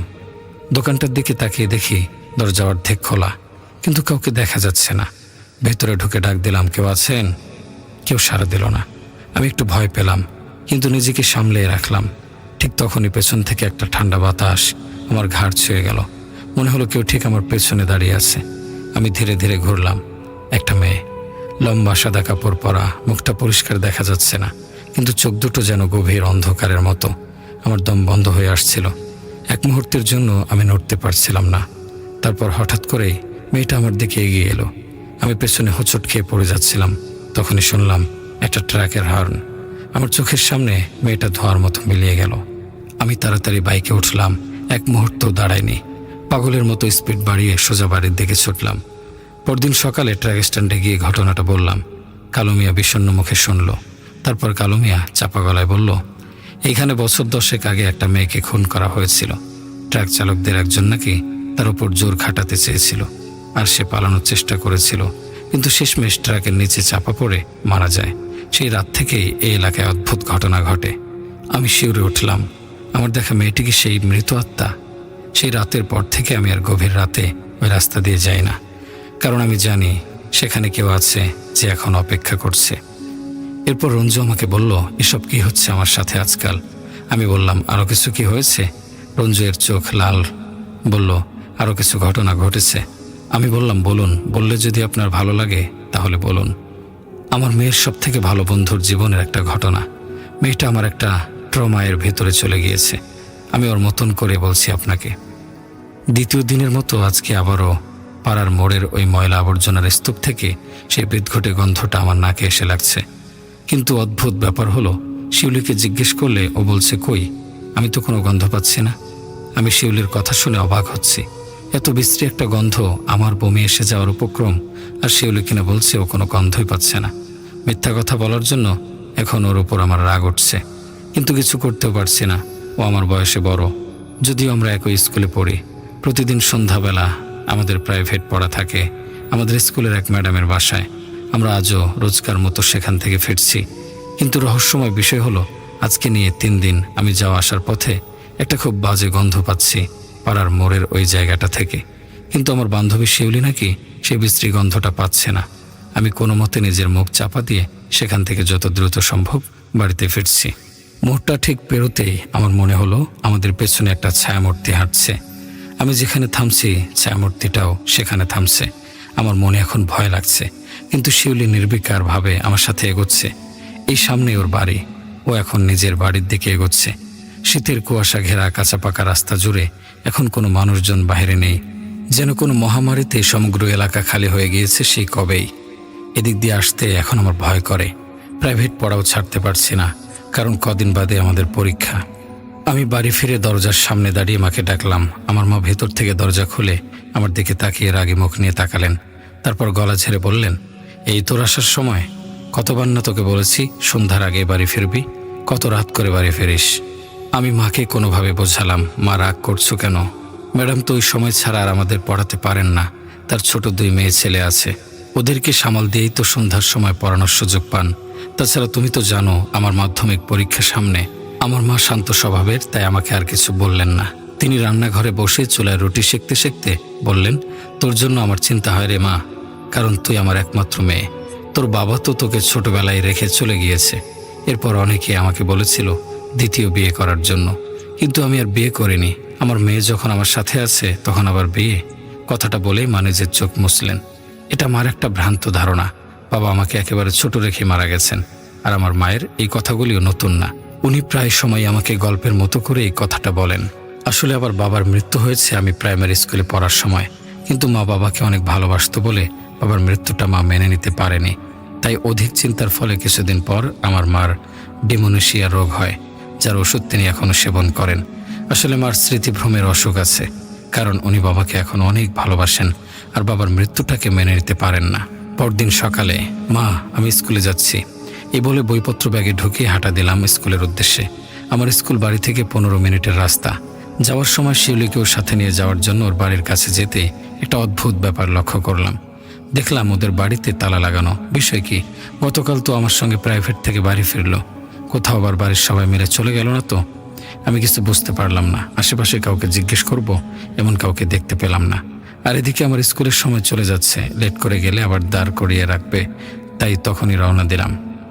বিকেলে স্কুল থেকে ছুটি পাওয়ার পর সোজা বাড়িতে আসি। ক্লাসের পড়ার চাপে আমার শিউলির কথা মনেই ছিল না। সন্ধ্যার সময় প্রাইভেট পড়তে আবার বেরিয়েছি। হঠাৎ দেখলাম শিউলিদের বাড়ির দাওয়ায় কেউ একজন বসে আছে। কাছে গিয়ে দেখি শিউলি, কিন্তু এ কি, ওকে দেখে কেমন যেন অন্যরকম লাগছে। চুল আঁচড়ায়নি, চোখের নিচে কালসিটে দাগ। আমি বললাম, কিরে তোর এই হাল কেন? কোথায় ছিলি আজকে সারাদিন? দেখলাম শিউলি আমার কোনো কথাই কানে নিচ্ছে না। দাওয়া থেকে উঠে ঘরে চলে গেল শিউলি। তারপর স্কুল ব্যাগ নিয়ে আবার বেরিয়ে এসে বলল, চল। আমি কিছু বুঝতে পারলাম না। ওকে সাথে নিয়ে যেতে লাগলাম ম্যাডামের বাড়িতে। যেতে যেতে জিজ্ঞেস করলাম, কিরে কোথায় ছিলি আজকে? শিউলি আমার দিকে শূন্য দৃষ্টিতে তাকিয়ে বলল, ওই স্তূপের মধ্যে। তারপর হেসে বলল, আরে আজ এক জায়গায় গিয়েছিলাম, তুই আমাদের বাড়িতে এসে খুঁজছিলি না আমায়? আমি বললাম হ্যাঁ, কিন্তু তোর কথা আমি কিচ্ছু বুঝতে পারছি না। গিয়েছিলি কোথায় আজকে? শিউলি আমার কথা শুনে আবার হাসলো। তারপরও আমাকে আর কিছু বলেনি। আমি ভাবলাম হয়তো মন ভালো নেই তার। আজকে তৃতীয় দিন। প্রাইভেট থেকে বাড়ি ফেরার পথে সেই ময়লা আবর্জনার স্তূপের মধ্য থেকে কোনো গন্ধ আজ আসেনি। আমি বাড়ি ফিরে মাকে এই ঘটনার কথা বললাম। কথায় কথায় শিউলির কথা উঠতেই মা আমার দিকে ভয়ার্ত দৃষ্টিতে তাকিয়ে বলে উঠলেন, কি বলছিস তুই এগুলো? জানিস না শিউলি আজ 2 দিন হলো মারা গেছে? কথায় কথায় শিউলির কথা উঠতেই মা আমার দিকে ভয়ার্ত দৃষ্টিতে তাকিয়ে বলে উঠলেন, কি বলছিস তুই এগুলো? জানিস না শিউলি আজ 2 দিন হলো মারা গেছে? কথাটা শুনে আমার পুরো চেতনা অসাড় হয়ে গেল।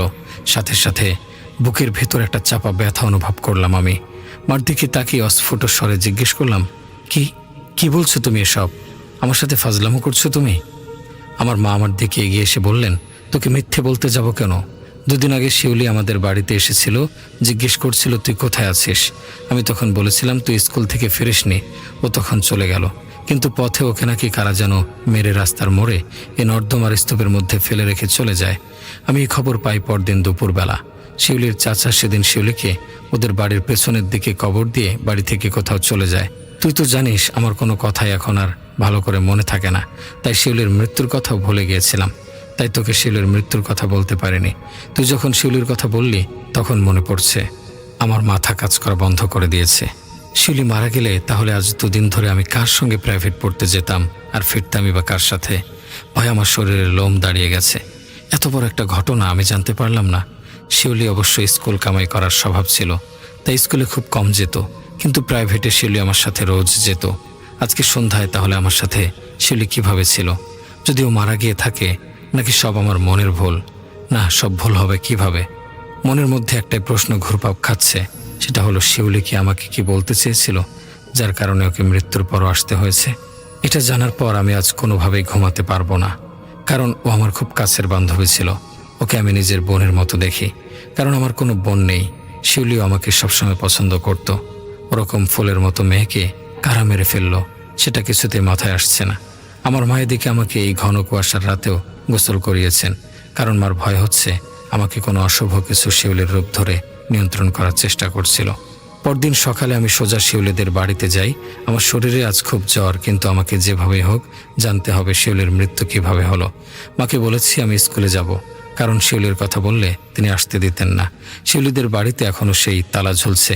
আমি তালা ভাঙার চেষ্টা করিনি, কারণ এতে লোকজন সন্দেহ করতে পারে। আমি জানতাম শিউলিদের ঘরের পেছনে একটা ভাঙা জানালা আছে।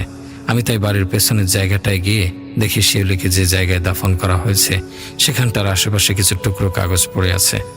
আমি সেখান থেকে একটা কাগজ নিয়ে খুলে দেখলাম ওতে কালো জাদু করার বিভিন্ন মন্ত্রসহ কারো নখ আর চুল। আমার বুঝতে আর বাকি থাকে না এসবের পেছনে আসলে কি আছে। আমি তবুও জ্বর মাথায় নিয়ে জানালা ভেঙে শিউলিদের ঘরে ঢুকলাম।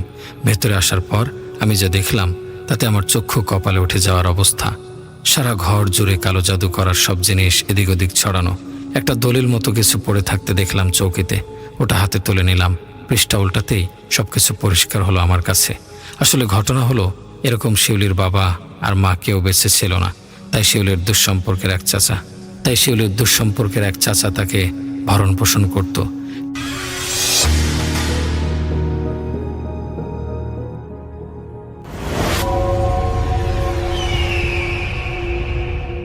হ্যালো লিসেনার্স, হ্যালো রাসেল ভাই, আসসালামু আলাইকুম। আশা করি সবাই ভালো আছেন, ভালোর দলেই আছেন। আমার নাম রিপন, আমি লালমোহর থেকে বলতেছি।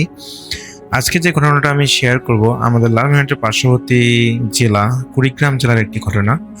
ঘটনাটা কুড়িগ্রাম রাজারহাট উপজেলার একটি গ্রামের হাসপাতালের ঘটনা। আর ঘটনাটা আমাকে শেয়ার করেছেন, তার নাম হচ্ছে জাহাঙ্গীর ভাই। উনি একসময় সেই হাসপাতালের একজন সাবেক ওয়ার্ড বয় ছিলেন এবং এখন তিনি সেই হাসপাতালে চাকরি করেন না, এখন তিনি অন্য একটা কাজে আছেন। তো তিনি যখন ওই হাসপাতালে ওয়ার্ড বয় ছিলেন সেই সময় তার জীবনের সাথে একটা বাস্তব অভিজ্ঞতা হয়। তিনি সেই তার ভৌতিক অভিজ্ঞতাটা তিনি শেয়ার করেছেন।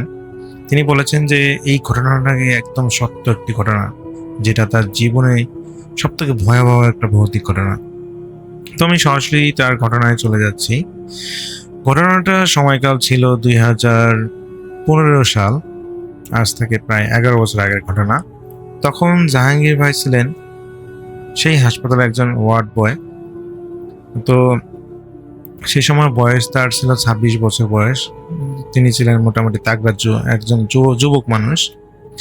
তো রাতের বেলা তার ডিউটি ছিল, যেহেতু তিনি ওয়ার্ড বয় ছিলেন। তো দেখা যায় যে তাকে ম্যাক্সিমাম সময় রাতের বেলা তাকে রাতের নাইট শিফটে দিয়ে দেওয়া হতো। আর এই রাতের ডিউটিটা ছিল তার সব থেকে অপছন্দের, কারণ হাসপাতালটা ছিল খুবই পুরনো। দিনে রোগীর ভিড় থাকলেও রাত 12টার পর পুরো হাসপাতালটা যেন অস্বাভাবিক নীরব হয়ে যায়, মানুষের আনাগোনাও যেন অস্বাভাবিকভাবে কমে যায়। তো হাসপাতালের পেছনে একটা ছিল পরিত্যক্ত ওয়ার্ড, বহু বছর ধরে সেটা তালাবদ্ধ ছিল, যেহেতু আসলে এই বিল্ডিংটা অনেক পুরনো একটা বিল্ডিং এবং সেখানকার যে ওয়ার্ডগুলো ছিল সেগুলো অনেক দীর্ঘদিন ধরে আর কি বন্ধ ছিল। সেগুলো জানালাগুলো ছিল ভাঙ্গা এবং দেয়ালগুলো ছিল এমন অবস্থা যে অনেক অনেক অনেক জায়গায় আর কি পুরনো হলে যেরকম আর কি মরিচা ধরে এবং দেয়ালের যে সিমেন্টগুলো খসে যায়, এরকম হওয়ার কারণে সেই বিল্ডিংটা খুবই পরিত্যক্ত হয়ে গেছে। তো এক বর্ষা রাতে সেই জাহাঙ্গীর ভাইয়ের নাইট ডিউটি পড়ে, সেদিন রাত 1টা বাজে। তো হঠাৎ জরুরি বিভাগে পুরোনো টেবিলের ফোনটা বেজে ওঠে, কিন্তু তিনি যখন ফোনটা রিসিভ করেন তিনি ওই পাশ থেকে কোনো ধরনের শব্দ পাচ্ছিলেন না, শুধু দীর্ঘশ্বাস ফেলা তিনি শব্দ পান। তো তিনি জাহাঙ্গীর ভাই কয়েকবার হ্যালো বললেন উত্তর পাওয়ার জন্য, কিন্তু উপাস থেকে কোনো ধরনের উত্তর এলো না এবং লাইনটা অটোমেটিক কেটে গেল। তো তিনি ভেবেছিলেন হয়তোবা কেউ ভুল করে ফোন দিয়েছে। তো 5 মিনিট পর আবার তিনি দেখলেন যে একই নাম্বার থেকে আবার ফোন এসেছে। এবারও সেম ঘটনা। উপাসতে যেন একটা দীর্ঘশ্বাস ফেলার জন্য শব্দ পেলেন এবং যখনই তিনি 4-5 বার হ্যালো হ্যালো বললেন, কিন্তু কোনো উত্তর আসলো না। তো ঠিক কিছুক্ষণ পরেই ঠিক তখনই পাশ থেকে নার্স শাহিনা দৌড়ে আসলেন তার কলিগ এবং বলেন যে জাহাঙ্গীর ভাই, পরিত্যক্ত ওয়ার্ডের করিডোর আলো জ্বলতেছে। জাহাঙ্গীর ভাই অবাক হলেন যে কি বলে আলো জ্বলতেছে মানে। তিনি বলেন যে আরে সেই বিল্ডিং এ তো কোনো বিদ্যুৎ সংযোগই নেই, এটা যেহেতু পরিত্যক্ত হিসেবে ওখানে তো কোনো বিদ্যুৎ সংযোগ নেই, তাহলে আলো জ্বলবে কোত্থেকে। তো সেই শাহিনা বললেন যে আরে আমি দেখি তো আপনাকে দৌড়ে এসে বলতে আসলাম। তো এটাতে তিনি ওই শাহিনের কথা শুনে বেশ অবাক হলেন এবং তিনি যখন শাহিনা সহ সেই বিল্ডিংটার কাছে গেলেন, তিনি দেখতে পেলেন যে হ্যাঁ সত্যি সত্যি সেখানে একটা বাতি চলতেছে। তো তিনি বেশ অবাক হলেন যে কি ব্যাপার, এখানে তো কোনো ইলেকট্রিসিটি থাকার কথা না, তাহলে বাতি জ্বলতে গেছে কি হবে। তো তিনি এবং শাহিনা সহ সেই বিল্ডিং এর সে বাতিটার কাছে যান, সিঁড়ি বেয়ে উপরে যান এবং তারা দেখতে পান যে হ্যাঁ বাতিটা আলোতে পুরো কেবিনটা সুন্দরভাবে দেখা যাচ্ছে, ফ্লোরটা। তো তারা দেখতে পান যে সেই যে আলো যেখানে আলো জ্বলতেছে সেই যেখানে আর কি বাতিটা জ্বলতেছে, যেখানে কেবিনটা আছে, যে এটা কেবিন নাম্বার হচ্ছে 301। তো তিনি ওই যখন বাতিটার কাছাকাছি গেছেন, বলতে বাতিটার কাছেই তো দরজাটা ছিল ওই 301 নাম্বার রুমের। তো যখনই তারা দুজন সেই 301 নম্বর রুমের কাছাকাছি যান, তারা একটা আওয়াজ শুনতে পান। তারা বুঝতে পারেন যে সেই 301 নম্বর রুম থেকেই আওয়াজটা আসতেছে এবং যখনই তারা ওই রুমটার জানালা দিয়ে দেখার চেষ্টা করলেন যে ভিতরে থেকে কিসের আওয়াজ আসতেছে, তো তারা দুজন যেটা দেখে সেটা দেখার জন্য তারা মোটেও প্রস্তুত ছিল না। তারা দেখতে পায় যে সেই 301 নম্বর রুমের ভিতরে একটা রোগী শুয়ে আছে এবং সে শ্বাস নিচ্ছে এবং সে শ্বাস নেওয়ার কারণে তার নাক থেকে এক ধরনের অদ্ভুত শব্দ আসতেছে, যেটা তারা বাইরে থেকে বুঝতে পেরেছিল। তো তারা বেশ অবাক হয়ে যায় যে এখানে তো কোনো ধরনের রোগী থাকার কথা নয়, এই বিল্ডিংটা একদম পুরনো একটা পরিত্যক্ত বিল্ডিং, অনেকদিন ধরে এখানে কোনো ধরনের রোগীকে রাখা হচ্ছে না, তাহলে এখানে হঠাৎ করে রোগী আসলো কোথার থেকে। তো তারা দুজনে দেখে বেশ ভয় পেয়ে যায় যে এখানে আবার রোগী আসলো কি হবে।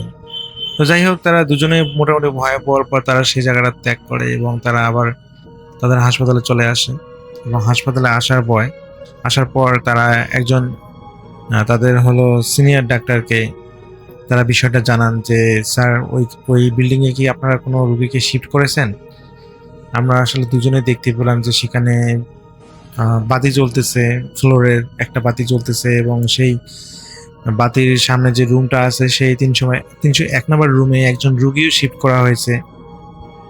তো এদের দুজনের কথা শুনে সেই ডাক্তার তো বেশ রেগে গেলেন যে কি আলতু ফালতু কথা বলতেছ, ওইটা তো এই বিল্ডিংটা তো অনেক দিন থেকে পরিত্যক্ত, ওখানে তো কোনো ধরনের বিদ্যুৎ সংযোগও নাই, তাহলে ওখানে আবার আমরা কিসের রোগী শিফট করবো? তোমার কি মাথা খারাপ হয়ে গেছে? রাসেল ভাই, তো এখানে যেহেতু তারা দুজন শাইনা এবং জাহাঙ্গীর ভাই ওরা দুজনেই আসলে যেহেতু ডাক্তারকে বলতেছেন, তো উনি আসলে আসলে বিশ্বাস না করেও পারতেছে না। একজন বললে হয়তো বিষয়টা স্বাভাবিক ছিল, কিন্তু যখন তারা দুজনেই বলতেছে তখন ওই সিনিয়র ডাক্তার উনিও ভাবলেন যে হয়তোবা কেউ ভুল করে আবার সেখানে কোনো রোগীকে শিফট করলো কিনা। তো যখন সেই ডাক্তার জাহাঙ্গীর ভাই এবং শাইনার সাথে যখন সেই পরিত্যক্ত বিল্ডিং এর কাছে গেলেন এবং তারা সবাই দেখে অবাক হলেন যে সেই বাতিটা এখন আর জ্বলতেছে না, সেই বাতিটা এখন নিভে আছে। তো এটা দেখে সে ডাক্তার একটু রেগে গেলেন যে তোমরা তো বলছিলে যে সেই বাতিটা জ্বলতেছে, কই বাতি তো কোনো জ্বলতেছে না। তো পরে হলো শাইনা এবং জাহাঙ্গীর ভাই তারা দুজনেই বললো যে স্যার হয়তো বা কারেন্ট চলে যেতে পারে বা কোনো কারণে লাইন হয়তো বা বিচ্ছিন্ন হতে পারে, কিন্তু স্যার আমরা ওই রুমে একটা রুগীকে দেখেছি। তো পরে সেই ডাক্তার ওনারা হলো ওনার দুজনের কথার উপর ভিত্তি করে তারা সবাই তিনজন মিলেই সেই বিল্ডিং এর তৃতীয় তলায় যায় এবং 301 নম্বর রুমে যখন তারা যাওয়ার সময় আসলে ওই ওয়ার্ড বয়কে বলেছিল যে 301 নম্বর রুমের চাবিটা নিতে। তো যখন আসলে তারা ওই 301 নম্বর রুমের কাছে যায়, যেহেতু বিদ্যুৎ ছিল না এই কারণে বাইরে থেকে আসলে জানলা দিয়ে কিছু দেখা যাচ্ছে না, কারণ জানালাগুলো খুবই ঘোলাটে ছিল, প্রচুর পরিমাণ ধুলাবালি থাকার কারণে ভেতরে কোনোভাবেই দেখা যাচ্ছিল না। তো ওরা হলো ওই জাহাঙ্গীর ভাই উনি রুমের তালা খোলেন এবং তালা খোলার পর যখন তারা ভিতরে প্রবেশ করেন তারা দেখেন যে রুমটা একদম স্যাঁতস্যাঁতে একটা গন্ধ এবং মাকড়সা জাল দিয়ে পরিপূর্ণ একটা রুম। এবং সেই রুমের যে বেডটা ছিল, যেটাতে রোগী শুয়ে থাকে, যে বেডটা ছিল সেই বেডটাও একদম একেবারে ধুলায় আচ্ছন্ন হয়ে আছে, খুবই বিশ্রী অবস্থা রুমটার। তো এটা দেখে ওই ডাক্তার সাহেব তো প্রচন্ড পরিমাণে রেগে যান জাহাঙ্গীরের উপর যে কি ফাইজলামি শুরু করছো এত রাতে, আমি হলো কাজে ছিলাম আর তোমরা ডেকে নিয়ে আসি আমার সাথে ফাইজলামি করতেছো, এই ধরনের তিনি প্রচন্ড পরিমাণে রেগে গিয়েছেন শাহিনা এবং সেই জাহাঙ্গীর ভাইয়ের ওপর। এবং জাহাঙ্গীর ভাই এবং শাহিনা কোনোভাবেই বুঝতে পারতেছে না কি ব্যাপারে। এই রুমটা তো একটু আগে তারা যখন তারা দেখেছিল যে এখানে একটা রোগী শুয়ে আছে, রুমটা পরিষ্কার পরিচ্ছন্ন, তাহলে এত তাড়াতাড়ি আবার রুমটা এত বাজে অবস্থা হলো কি করে? তো তারা দুজনেই কোনোভাবে বুঝতে পারতেছে না এবং সেই ডাক্তারের ধমকত রাগারাগিতে তারা আসলে চুপ হয়ে যায়, কোনো কিছুই বলতে পারতেছে না। পরে আর কি সেই ডাক্তারটা খুব রেগে মেগে গজগজ করে সেখান থেকে আর কি চলে যায়। তো তারাও সেই ডাক্তারকে ফলো করে পরে রুমটাতে তালা দিয়ে তারাও নিচে নেমে চলে আসে এবং শাহিনাও আসলে এবং তারা দুজনেই আলোচনা করতেছে যে ভাইয়া এটা কি হলো, আমরা তো দুজনেই দেখলাম এরকম অবস্থা, তাহলে এখন আবার ফিরে এরকম দেখাচ্ছে কেন? তো যাই হোক, তারা বুঝতে পেরেছিল যে শাহিন ভাই এবং জাহাঙ্গীর ভাই এবং শাহিনা আপু উনি আসলে বুঝতে পেরেছিল যে হয়তো আসলে তারা কোনো ভৌতিক ঘটনা বা অস্বাভাবিক ঘটনার কোনো সম্মুখীন হয়েছে, যার কারণে এরকমটা তারা দেখেছে। তো এই ঘটনাটা এখানে শেষ হলো খুবই ভালো হতো, কিন্তু এরকম করে ঘটনা চলতে থাকে আরো কয়েকদিন। তো প্রথম দিন এরকম করে ঘটনা চলার পর প্রথম এবং দ্বিতীয় দিন তাদের সাথে কোনো ধরনের তারা কোনো কিছুই অস্বাভাবিকতা দেখতে পায়নি এবং সেম কাহিনী তৃতীয় দিন রাতে শাহিনা পুনরায় দৌড়ে আসে। নার্স যে শাহিনা উনি আছেন, যে ওনারও সেদিন নাইট ডিউটি ছিল, তো উনিও দৌড়ে আসেন জাহাঙ্গীর ভাইয়ের কাছে এবং বলেন যে জাহাঙ্গীর ভাই সেই বাতিটা না আজকে আবার জ্বলে আসে। তো এটা শোনার সাথে সাথে জাহাঙ্গীর ভাই দৌড়ে যান এবং তারা দুজনেই দেখতে পান যে হ্যাঁ, সেই পাতিটা আজকে চলে আসে। এবং এটা দেখে তারা প্রচন্ড পরিমাণে অবাক হয়ে যান এবং তারা সেই ডাক্তারকে খুঁজতে থাকেন যে ডাক্তারটা এর আগে তাদেরকে ধমক দিয়েছিল, সিনিয়র ডাক্তার। তো ওনারা সেদিন দেখেন যে সেই ডাক্তারটা নেই। তো তিনি আসলে সেদিন হাসপাতালে ছিলেন না। তো জাহাঙ্গীর ভাই তিনি আরেকজন সিনিয়র ডাক্তারকে খুঁজে পান। তো উনি ছিলেন হচ্ছে করিম সাহেব। তো ওনাকে বলার পর উনি আসেন এবং ওনারা আসে যখন দেখেন যে ওই বিল্ডিংটার সামনে আসেন এবং দেখেন যে সত্যি সত্যি সেই পাতিটা জ্বলে আছে। তো এর মধ্যে জাহাঙ্গীর ভাই ওই সমস্ত ঘটনা আহ, করিম সাহেবকে বলেন যে স্যার এরকম এমন ঘটনা করেছিল, কালকে তো ওই স্যার আমাদেরকে অনেক বকাঝকা করেছে যখন আমরা উপরে যে কোনো কিছুই দেখতে পাইনি। তো এটা শুনে করিম স্যার উনি আসলে মোটামুটি ভয় পায়। তিনি বলেন যে দেখো আসলে এটা তোমরা যেটা দেখতেছো বা আমি যেটা দেখতেছি এটা অবশ্যই কোনো অস্বাভাবিক ঘটনা, কারণ এই বিল্ডিং এ প্রায় গত 2 বছর ধরে কোনো ধরনের বিদ্যুৎ সংযোগ নেই। আর এখানে যে বাতিটা জ্বলতেছে হয়তোবা এগুলো আমরাই দেখতে পাচ্ছি, অন্য কেউ দেখতে পাচ্ছে না। তো যেহেতু আমি এই বিল্ডিং এ এই হাসপাতালে অনেক দিন থেকে আছি, আমি অনেকের কাছে শুনেছি এই ধরনের কিছু ঘটনা ঘটতেছে। তো আমি এতদিন আসলে দেখিনি, তবে আজকে আমি নিজের চোখে দেখতে পাচ্ছি যে হ্যাঁ, সেই বাতিটা জ্বলতেছে। তোমরা যেরকম দেখতে পাচ্ছ আমি সেরকম দেখতে পাচ্ছি। হয়তোবা সেই বিল্ডিং এর উপরে গেলে সেই রোগীকেও আমি দেখতে পাবো। আমি আসলে এর আগেও অনেকের কাছে এই ঘটনাটা শুনেছি, কিন্তু এর আগে কখনো দেখতে পাইনি। কিন্তু আজকে তোমাদের কথা শুনে আমি সেটা দেখতে পাচ্ছি। কিন্তু আসলে উপরে যাওয়াটা মোটেও ঠিক হবে না, এতে করে আমাদের ক্ষতি হতে পারে। তো আশা করব তোমরা আসলে এই জিনিসটা থেকে দূরে থাকো। যদি তোমরা বাতিটা জ্বলে থাকতে দেখো তবু সেটার কাছে যেও না। তো এটা বলে সেই ডাক্তার চলে গেলেন, করিম সাহেব চলে গেলেন এবং পরবর্তীতে এই শাহিনা এবং হচ্ছে জাহাঙ্গীর ভাই তারা আসলে কোনোভাবেই তাদের কৌতূহলটা ধরে রাখতে পারতেছিল না। তো তারা কি করে, তারা সেই বিল্ডিংটার উপরে চলে যায় এবং সেই জানালা দিয়ে দেখার চেষ্টা করে যে রোগীটাকে দেখা যাচ্ছে কিনা। তো যখনই তারা সেই বিল্ডিংটার উপরে যায় তখনই স্টিল সেই বাতিটা জ্বলেছিল এবং যখনই তারা দুজন জানালা দিয়ে সেই রোগীকে দেখতে যাবে সে সময় ধপ করে যেন বাতিটা ধুম করে নিভে গেল এবং চতুর্দিকে অন্ধকারে ডুবে গেল। তো যেহেতু বাতি আলো জ্বলা ছিল, তো তারা আসলে কোনো ধরনের টর্চ লাইট বা কোনো কিছু লাইটের মানে আলোকিত করার জন্য কোনো কিছুই তারা নিয়ে আসেনি। তো তারা দুজনেই যেন একদম একটা অন্ধকারের মধ্যে ডুবে যায় এবং যখনই একজন অপরজনকে ডাকানোর চেষ্টা করতেছে, নার্স শাহিনা উনি যখন জাহাঙ্গীর ভাইকে ডাকতেছে এবং জাহাঙ্গীর ভাই যখন শাহিনাকে ডাকতেছে, যেন মনে হচ্ছে যে তারা অনেক দূরে দূরে অবস্থান করতেছে এবং তারা হালকা আওয়াজ পাচ্ছে।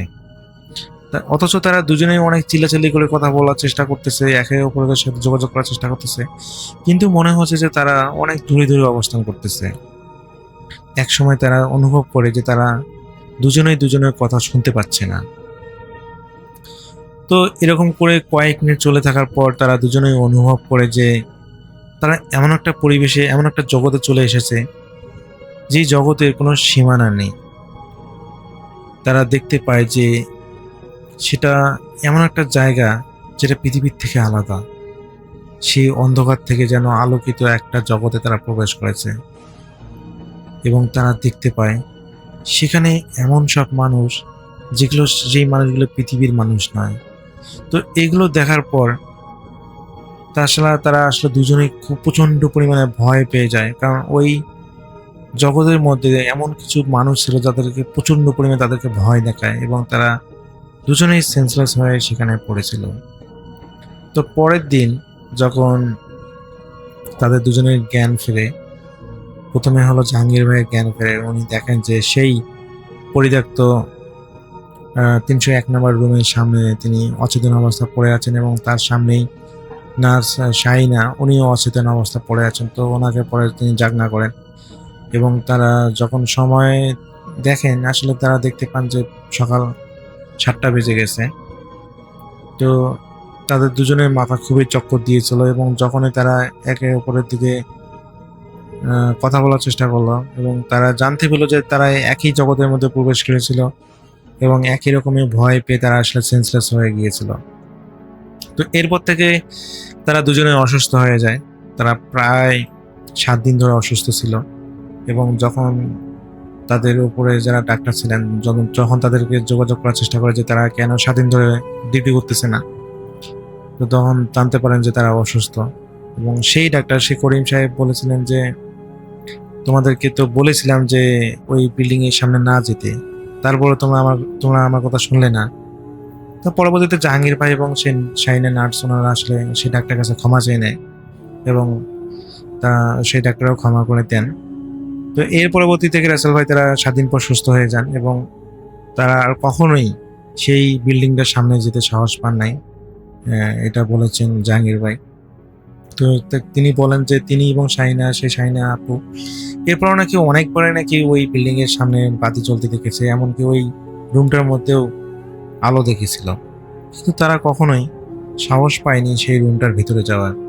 রাসেল ভাই, এটা ছিল জাহাঙ্গীর ভাইয়ের ঘটনা। তিনি যখন ওয়ার্ড বয় হিসেবে চাকরি করেছিলেন কুড়িগ্রাম জেলার রাজারহাট একটা হাসপাতালে, সেই সময় তিনি এই একটা ভৌতিক ঘটনার সম্মুখীন হন, যেটা তার জীবনে একটা ভয়ানক একটা ঘটনা ছিল। তিনি এই ঘটনা আমাকে শেয়ার করেন, আমি আপনার মাঝে শেয়ার করে দিলাম। তো জানি না ঘটনাটা কতটুকু গুছিয়ে বলতে পেরেছি। ঘটনার মধ্যে ভুল ত্রুটি হলে ক্ষমা সুন্দর দৃষ্টিতে দেখবেন। সবাই ভালো থাকবেন, সুস্থ থাকবেন, এই প্রত্যাশায় আল্লাহ হাফিজ।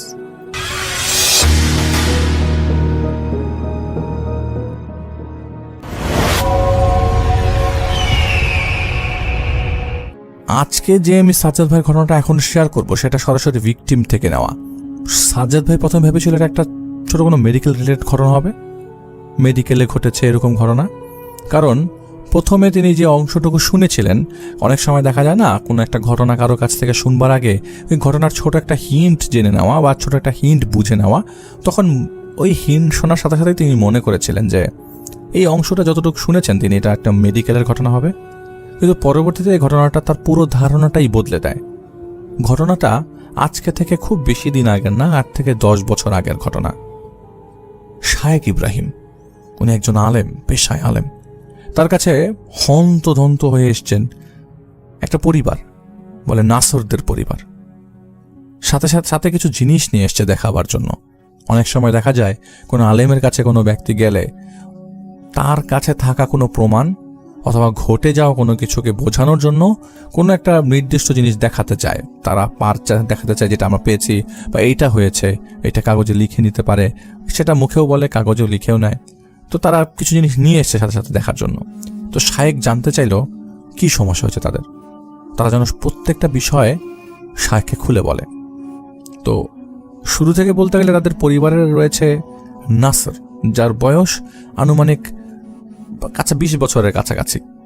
তার কলেজ পড়ুয়া বোন ও তার বাবা মা, আর সাথে একজন খাদ্দামার বাংলায় বোঝালে যিনি বাসায় গৃহকর্মী, কাজের মানুষ আর কি, একটা মেয়ে। খাদ্দামা একজন ফিলিপাইনি মেয়ে ছিল, সে খ্রিস্টান ধর্মের ছিল খাদ্দামা। তো কয়েকদিন হলো ফিলিপাইনি কাজের মেয়েটা বাসা থেকে টাকা আর গহনা নিয়ে পালিয়েছে, যে কারণে নাসরের বাবা মার মাঝে তুমুল ঝগড়া চলছিল। কিছুদিন তারা একের অপরের সাথে কথাও বলছিল না। তাদের নিজেদের মত আর কি, প্রথম এদিক সেদিক নিজেরা খোঁজাখুঁজি করে। একটা সময় পুলিশের কাছে রিপোর্টও করা হয়, কিন্তু এখনো খাদ্দামার কোনো সন্ধান মেলেনি। এদিকে ইদানিং নাসরের বাবার একটা সমস্যা দেখা শুরু করে। রান্না করা খাবারের গন্ধ খুব বেশ তীক্ষ্ণভাবে তার নাকে লাগা শুরু করে। যেমন তিনি যে রুমে বসে আছেন সেই রুম থেকে অন্য রুমে রাখা খাবারের গন্ধ তিনি এইখানে বসে পান। এটা খুব স্বাভাবিক, কিন্তু এখান থেকে সে অনুমান করতে পারে কি ধরনের খাবার এটা হতে পারে। তো আস্তে আস্তে দিন যত যেতে থাকে, নাসরের বাবার কাছে রান্না করা খাবারের গন্ধ আরো বেশি তীক্ষ্ণ লাগতে শুরু করে। রান্না করা খাবার যদি তার 10 হাত দূরেও থাকে, তাও সেটার গন্ধে সে সেখানে থাকতে পারে না। গন্ধের প্রভাবে কয়েকবার বমিও করে ফেলে। তবে অবাক করার বিষয় ছিল, কাঁচা জিনিস তার কাছে অতটা সমস্যা ছিল না। সকল কাঁচা জিনিস স্বাভাবিক গন্ধই লাগত। নাসরের বাবা ভাবতে থাকে ঝগড়ার কারণে হয়তো নাসরের মা ইচ্ছা করে তার সাথে এমনটা করছে। এজন্য বাড়িতে আরো তোলপাড় শুরু হয়ে যায়। তিনি সবার সাথে রাগারাগি শুরু করে দেন, ঝগড়াঝাটি শুরু করে দেন।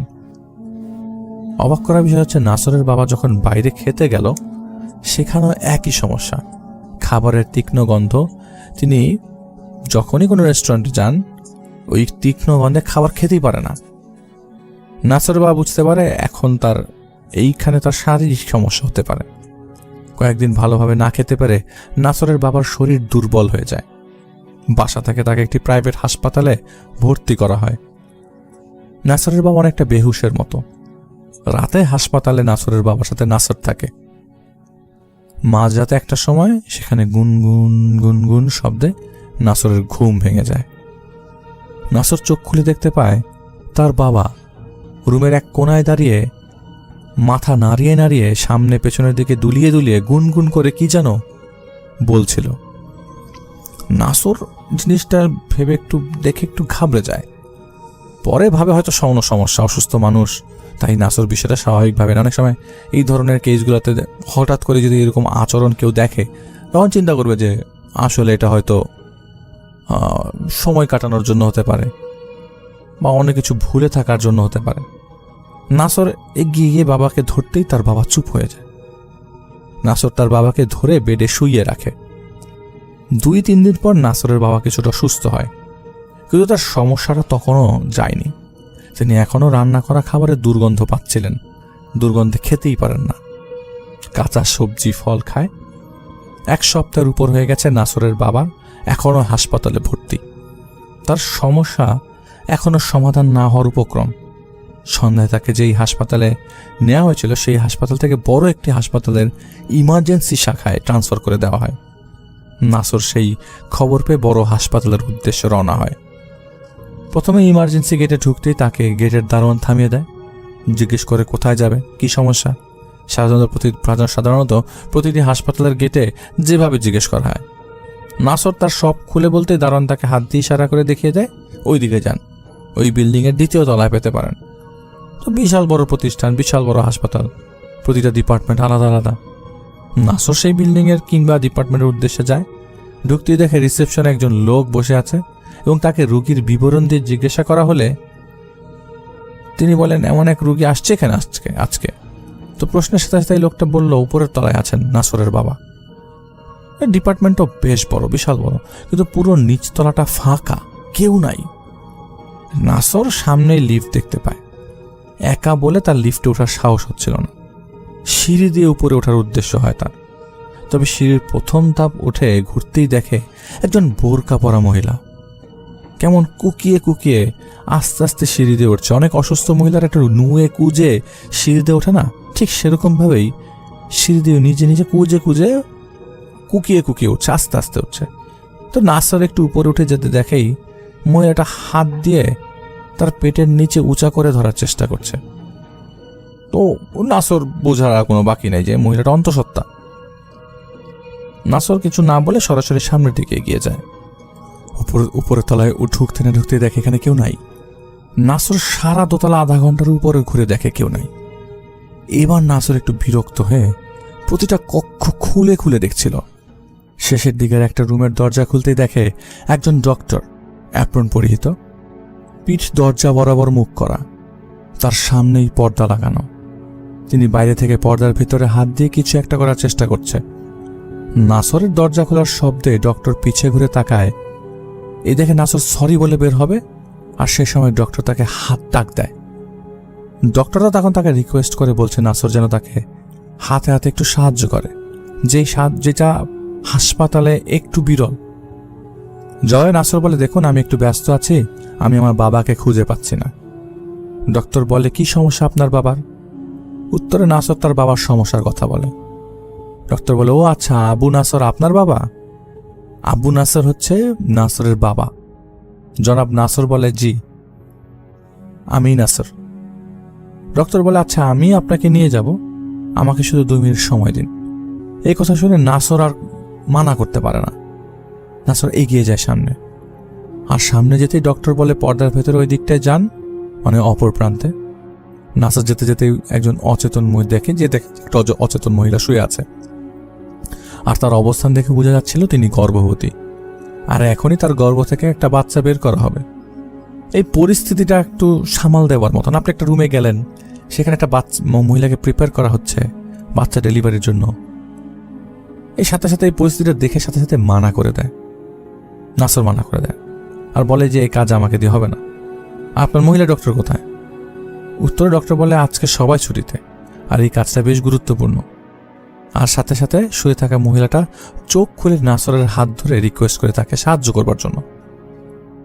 আসলে এই ধরনের কেসে আসলে এই অনুরোধগুলো আসলে মানবতার সাথে এতটাই অ্যাটাচড যে আপনি অনেক সময় না চাওয়া সত্ত্বেও না চাওয়া সত্ত্বেও রাজি হওয়ার বাধ্য হতে হয়। তো ডক্টর মহিলাটিকে ইনজেক্ট করে, মহিলাটি অচেতন অবস্থা চলে যায়। তো নাসর দেখে যে ডক্টর তার হাত দিয়ে মহিলার গর্ভ থেকে একটা বাচ্চার পায়ের পাতা টেনে আনে। এরপর আবারও হাত দিয়ে গর্ভ থেকে অনেক চেষ্টা করে আরেকটা পায়ের গোড়ালি পর্যন্ত টেনে আনে। ডক্টর বাচ্চাটিকে কয়েকবার টেনে বের করার চেষ্টা করে, কিন্তু বাচ্চাটিকে গর্ভ থেকে টেনে বের করতে না পেরে তার পাশে থাকা চাকু ধরনের কিছু একটা দিয়ে সেই মহিলার গর্ভ থেকে বের হওয়া বাচ্চাটার পা দুটাই কেটে ফেলে। নাসর হতভম্ব হয়ে যায়, চিৎকার করে ডক্টর উদ্দেশ্যে বলে, এটা কি করলেন? বাচ্চার পা কেন কাটলেন? জবাবে ডক্টর বলে, আসলে উনি বাচ্চা রাখবেন না। নাসর সাথে সাথে বলে, আমার এটা দেখা সম্ভব না। উত্তরে ডক্টর বলে, আর 2 মিনিট হয়ে গেছে। এরপর ডক্টর মহিলার পেটের আড়াআড়িভাবে কিছু অংশ কাটে। পেটের ভেতরের কাটা অংশ দিয়ে ভেতরের সব দেখা যাচ্ছিল। নাসরের মাথা ঘুরতে থাকে। একটা অস্বাভাবিক মানুষ এই ধরনের অস্বাভাবিক দৃশ্য দেখে কখনো ঠিক থাকতে পারে না। ডক্টর পেটের কাটা অংশে হাত ঢুকে বাচ্চাটা বের করে নিয়ে আসে। মহিলার সাথে বাচ্চাটার নাভির যে জয়েন্ট ছিল সেটা কাটার সাথে সাথেই মহিলার পেট থেকে গলগলিয়ে রক্ত বের হওয়া শুরু করে। ডক্টর বাচ্চাটাকে পাশের ময়লা ফেলার ঝুড়িতে ফেলে দেয়। নাসর এসব দেখে শুধু অবাক হচ্ছে। নাসর ডক্টরের উদ্দেশ্যে বলে উঠল, ঠিক আছে, তাহলে আমি এখন যাই। জবাবে ডক্টর বলে, এই তো হয়ে গেছে, আর একটু। ডক্টর নরম কাপড় দিয়ে মহিলার পেটের রক্তগুলো মুছতে থাকে। আর হঠাৎ করে এই মহিলাটা বড় উচ্চ নিঃশ্বাস নিয়ে জ্ঞান ফেরে। তার জ্ঞান ফিরতেই মহিলাটি চিৎকার করা শুরু করে। মহিলা উঠে তার পেটের দিকে তাকায়, আর তাকাতেই মহিলা আরো বেশি আতঙ্কে পড়ে যায় এবং আরো চিৎকার করতে থাকে। মহিলা নড়াচড়া করার চেষ্টা করে। এটা দেখে ডক্টর তাকে নড়তে মানা করে আর চুপ থাকতে বলে, কিন্তু মহিলা কোনোভাবেই চুপ হচ্ছিল না। তো ডক্টর আবার তার পাশে থাকা রেডি করে ইঞ্জেকশন হাতে নেয় মহিলাকে বেহুশ করার জন্য। তবে এইবার মহিলাকে ইনজেক্ট করবে এমন সময় মহিলাটা ডক্টরের হাত ধরে ফেলে। কোনোভাবেই ইনজেক্ট করতে দিবে না, গালাগালি শুরু করে। ডক্টর আর ধৈর্য না ধরতে না পারে মহিলাকে একটা চর মেরে বসে। চর মারতেই মহিলার উপরের দিকে তাকিয়ে একাধারে চিৎকার করতে থাকে। ডক্টর রাগে দাঁত কিটকিট করতে থাকে। একটা সময় এদিক সেদিক কিছু খুঁজতে থাকে। তো ড্রয়ার থেকে একটা ময়লার পলিথিন বের করে মহিলার মাথায় পরিয়ে গলা পর্যন্ত চেপে ধরে। যে অবস্থা ছিল, মহিলার নিঃশ্বাস নিতে কষ্ট হচ্ছিল। নাসর ছাড়ানোর জন্য এগিয়ে যায় ডক্টরের দিকে, আর এত শক্ত করে গলা পেঁচিয়ে ধরেছে নাসর আর সরাতে পারছিল না। নাসর ডক্টরের পায়ে জড়িয়ে ধরে মহিলাকে ছেড়ে দেওয়ার জন্য। কয়েক সেকেন্ড পর ডক্টর মহিলাটাকে ছেড়ে দেয়। নাসর তাড়াতাড়ি উঠে মহিলার মাথা থেকে পলিথিনটি বের করে আর দেখে মহিলাটা আবারও বেহুশ। তখন ডাক্তার রাগে ফসফস করছে। ডাক্তার আবারও তার কাজে মনোযোগী হয়। হঠাৎ কি মনে করে যেন ডক্টর মহিলার পালস চেক করে। আবারও কিছুক্ষণ মহিলার বুকে তার কান পেতে রাখে। সবকিছু নিস্তব্ধ। ডক্টর লাফ দিয়ে চিৎকার করে বলল, মরা। নাসর, মহিলা তো মরে গেছে। একথা বলতে বলতে ডক্টর 2 হাত মাথায় দিয়ে ছটফট করতে থাকে আর পায়চারি করতে থাকে। তো ডক্টরের পকেটে একটা ছোট কাগজ বের করে। পাশেই ছিল একটা ল্যান্ডলাইন। কাগজের নাম্বার দেখে দেখে সেই ল্যান্ডলাইন থেকে কাউকে ফোন করার চেষ্টা করছে। চিরকুটটা দেখে দেখে ফোন করার চেষ্টা করছিল। তো হাত কাঁপার কারণে ঠিক মতো নাম্বারগুলো সে টিপতে পারছিল না। কয়েকবার চেষ্টা করার পর সঠিক নাম্বারে তিনি কল দিতে পারে। ডক্টর কাঁপা কাঁপা গলায় বলে, আবু হামাদা, তোমার খাদ্দামা মারা গেছে। আমি আগেই বলেছিলাম এই কাজ করা যাবে না। খাদ্দামার পেটের বাচ্চাটা বেশ বড় হয়ে গিয়েছে। এসব শুনছে দাঁড়িয়ে। তবে ওই পাশ থেকে কি বলেছে নাসর সেটা জানে না। কিন্তু ডক্টরের কথা শুনে নাসর ভয়ের পাশাপাশি বেশ কনফিউজড হয়ে যায়। কারণ আবু হামাদা এই নামে আগে তার বাবাকে ডাকা হতো। হামাদা তার বড় ভাইয়ের নাম ছিল, যে ভাই আজ থেকে আরো কয়েক বছর আগে ছোট থাকতেই কোনো একটা রোগে মারা গেছিল। নাসর বলে, ডক্টর আমি এবার যাই, আমার দেরি হয়ে গেছে। ডক্টর দৌড়ে এসে নাসরের পায়ে ধরে আর বলে, দেখো আমাকে আর 2 মিনিট সময় দাও, তারপর আমি নিজেই তোমার বাবার কাছে তোমাকে নিয়ে যাব। তবে নাসর বলে, আমার এখানে কিছু করার নাই, আমি কি করব দাঁড়িয়ে থেকে। ডক্টর আবার দৌড়ে উঠে ড্রয়ার থেকে আরো কতগুলো পলিথিন বের করে আর হাত থেকে তার ঘড়ি খুলে নাসরের হাতে দেয়। ডক্টর ঘড়ির দিকে ইশারা দিয়ে বলে, 5 মিনিটের উপরে যাবে না, তুমি শুধু আমার হাতে হাতে করে দাও। নাসরের কথা বলার কোনো সুযোগ নাই। সাথে সাথে ডক্টর আবার দৌড়ে গিয়ে তার টেবিলের নিচ থেকে একটা কাপড়ের ব্যাগ বের করে নিয়ে আসে। ব্যাগ থেকে প্রথমেই একটা বড় মাথার ছোট হাতলের হাতুড়ি বের করে, হাতুড়ি, একটা করাত বের করলো আর একটা বড় পাতলা ছুরিও বের করলো। নাসরের তখনও মনে হচ্ছে না আসলে ডাক্তারটা করছে কি। প্রথমে সেই ডাক্তার তাড়াতাড়ি ছুরিটাকে একটা লোহার সাথে ঘষে ঘষে কসাইদের মতো ধার করে নিল। মহিলার পেটের আগের অংশ কাটা অংশ বরাবর এই পাশ ওপাশ করিয়ে 2 দিক থেকে কেটে ফেলে, আর সাথে সাথে পেটের নাড়ি ভুঁড়িগুলো ঝুলে পড়ে। এবার চাকু পেটের মাঝে ঢুকিয়ে প্রতিটা জয়েন্টে জয়েন্টে কেটে ফেলে। পৈশাচিক দৃশ্য, যা চলছিল তা সম্পূর্ণ পৈশাচিক। একটা মানুষের সাথে এটা করতে পারে না। নাসর এই পৈশাচিক দৃশ্য দেখতে চাচ্ছিল না, যে কারণে তিনি অন্যদিকে মুখ ফিরিয়ে রেখেছিল। ডক্টর কয়েক সেকেন্ডেই অর্ধ শরীরকে টুকরো টুকরো করে ফেলল। নাসরের কাছে লেগেছিল এজন্য ডক্টর না, একজন কসাই। ডক্টর নাসরকে কাটা অংশগুলো পলিথিনে ভরতে পারে। নাসর নাক আটকে না বোধক ইশারা দিল। এর বিপরীতে ডক্টরের কোনো জবাব নেই। তবে ডাক্তারের এই কাণ্ড কারখানা তিনি ভয় পেয়ে যান। ডক্টর এবার তার করাত দিয়ে মহিলার গলা কাটতে থাকে। তিনি তার ভয়ের পরিমাণ আস্তে আস্তে বাড়তে থাকে, কারণ এই বিপদ তার উপর আসতে পারে। এবার নাসর নিতে পারে না, সে ধীরে ধীরে অসুস্থ বোধ করছিল। নাসর ভাবছে এবার পালাবে, আর ঠিক সেই সময়ে সেই ল্যান্ডলাইনে একটা কল বেজে ওঠে। ডক্টর দৌড়ে গিয়ে কলটা রিসিভ করে আর ফোনটা রেখেই দৌড়ে সে রুম থেকে চলে যায়। নাসর এবার কি করবে বুঝতে পারছে না। নাসরও ভাবছে তিনিও দৌড় দিবে। নাসর নিচের দিকে দৌড় দেয়। সিঁড়ি পার হতেই পেছন থেকে একজন লোক নাসরকে জাবড়ে ধরে। তো নাসর তাকে ঝাড়া দিয়ে ফেলে দিয়ে আবারও দৌড়াতে থাকে। পেছনের লোকটি চিৎকার করে সবাইকে নাসরকে ধরতে বলে। চারপাশ থেকে আরো 2-3 জন লোক এসে নাসরকে ধরে ফেলে। সবাই জোর করে নাসরকে অফিসে নিয়ে যায়। নাসরকে জিজ্ঞেস করা হয় সেখানে সে কি করছিল। জবাবে নাসর জানায় তার বাবাকে খুঁজতে গিয়েছিল। সেখানকার একজন তাকে জিজ্ঞেস করে সেখানে কেন। জবাবে নাসর জানায় তার বাবা সেখানে ভর্তি, আজকেই অমুক হাসপাতাল থেকে এখানে ট্রান্সফার করা হয়েছে। সেখানকার একজন আবার জিজ্ঞেস করে তো সেখানে কেন গিয়েছ। নাসর একটু বিরক্ত হয়ে জানায়, আরে ভাই গেটের দারুণ জানায় ওই বিল্ডিং এ অমুক ইউনিটে আমার বাবা ভর্তি, আমি সেজন্য গিয়েছি। সেখানকার লোকেরা জানায় যে নাসর যে বিল্ডিং এ, সেই বিল্ডিং এর কাজ শেষ হতে এখনো আরো 1 বছর সময় লাগবে। আপনার বাবা সেখানে ভর্তি হয় কিভাবে। নাসর উল্টো রেখে বলে এটা কি মজা হচ্ছে। সেখানকার লোকেরা বলে সত্যি করে বলো সেখানে কি করেছিলে, না হয় পুলিশের কাছে দিব। নাসর কসম করে বলে সেখানে আমি আমার বাবাকে খুঁজতে গিয়েছিলাম, আমার বাবার এমন সমস্যা। সবাই রেগে নাসরকে ধরে বাইরে নিয়ে গিয়ে দেখায় যে এই বিল্ডিং এখনো আন্ডার কনস্ট্রাকশন। নাসর এটা দেখতে পেয়ে সেখানে জ্ঞান হারিয়ে ফেলে। যখন তার জ্ঞান ফেরে পাশে তার মা, বোন আর অন্যদের দেখতে পায়। সেই ঘটনা সে সবাইকে বলে। সবাই বুঝতে পারে যে এই কন্ডিশন দেখে নাসর ভয় পেয়ে যায়। পরে আর কাউকে কিছু বলে না। অবশ্যই নাসর তার বাবাকেও দেখতে পায়। তার বাবার অবস্থা ভালো ছিল না, তিনি ঘুমাতে চান না, ঘুমালেই শুধু আজে বাজে স্বপ্ন দেখে। আর এগুলো জেনে তার কাছে কোনো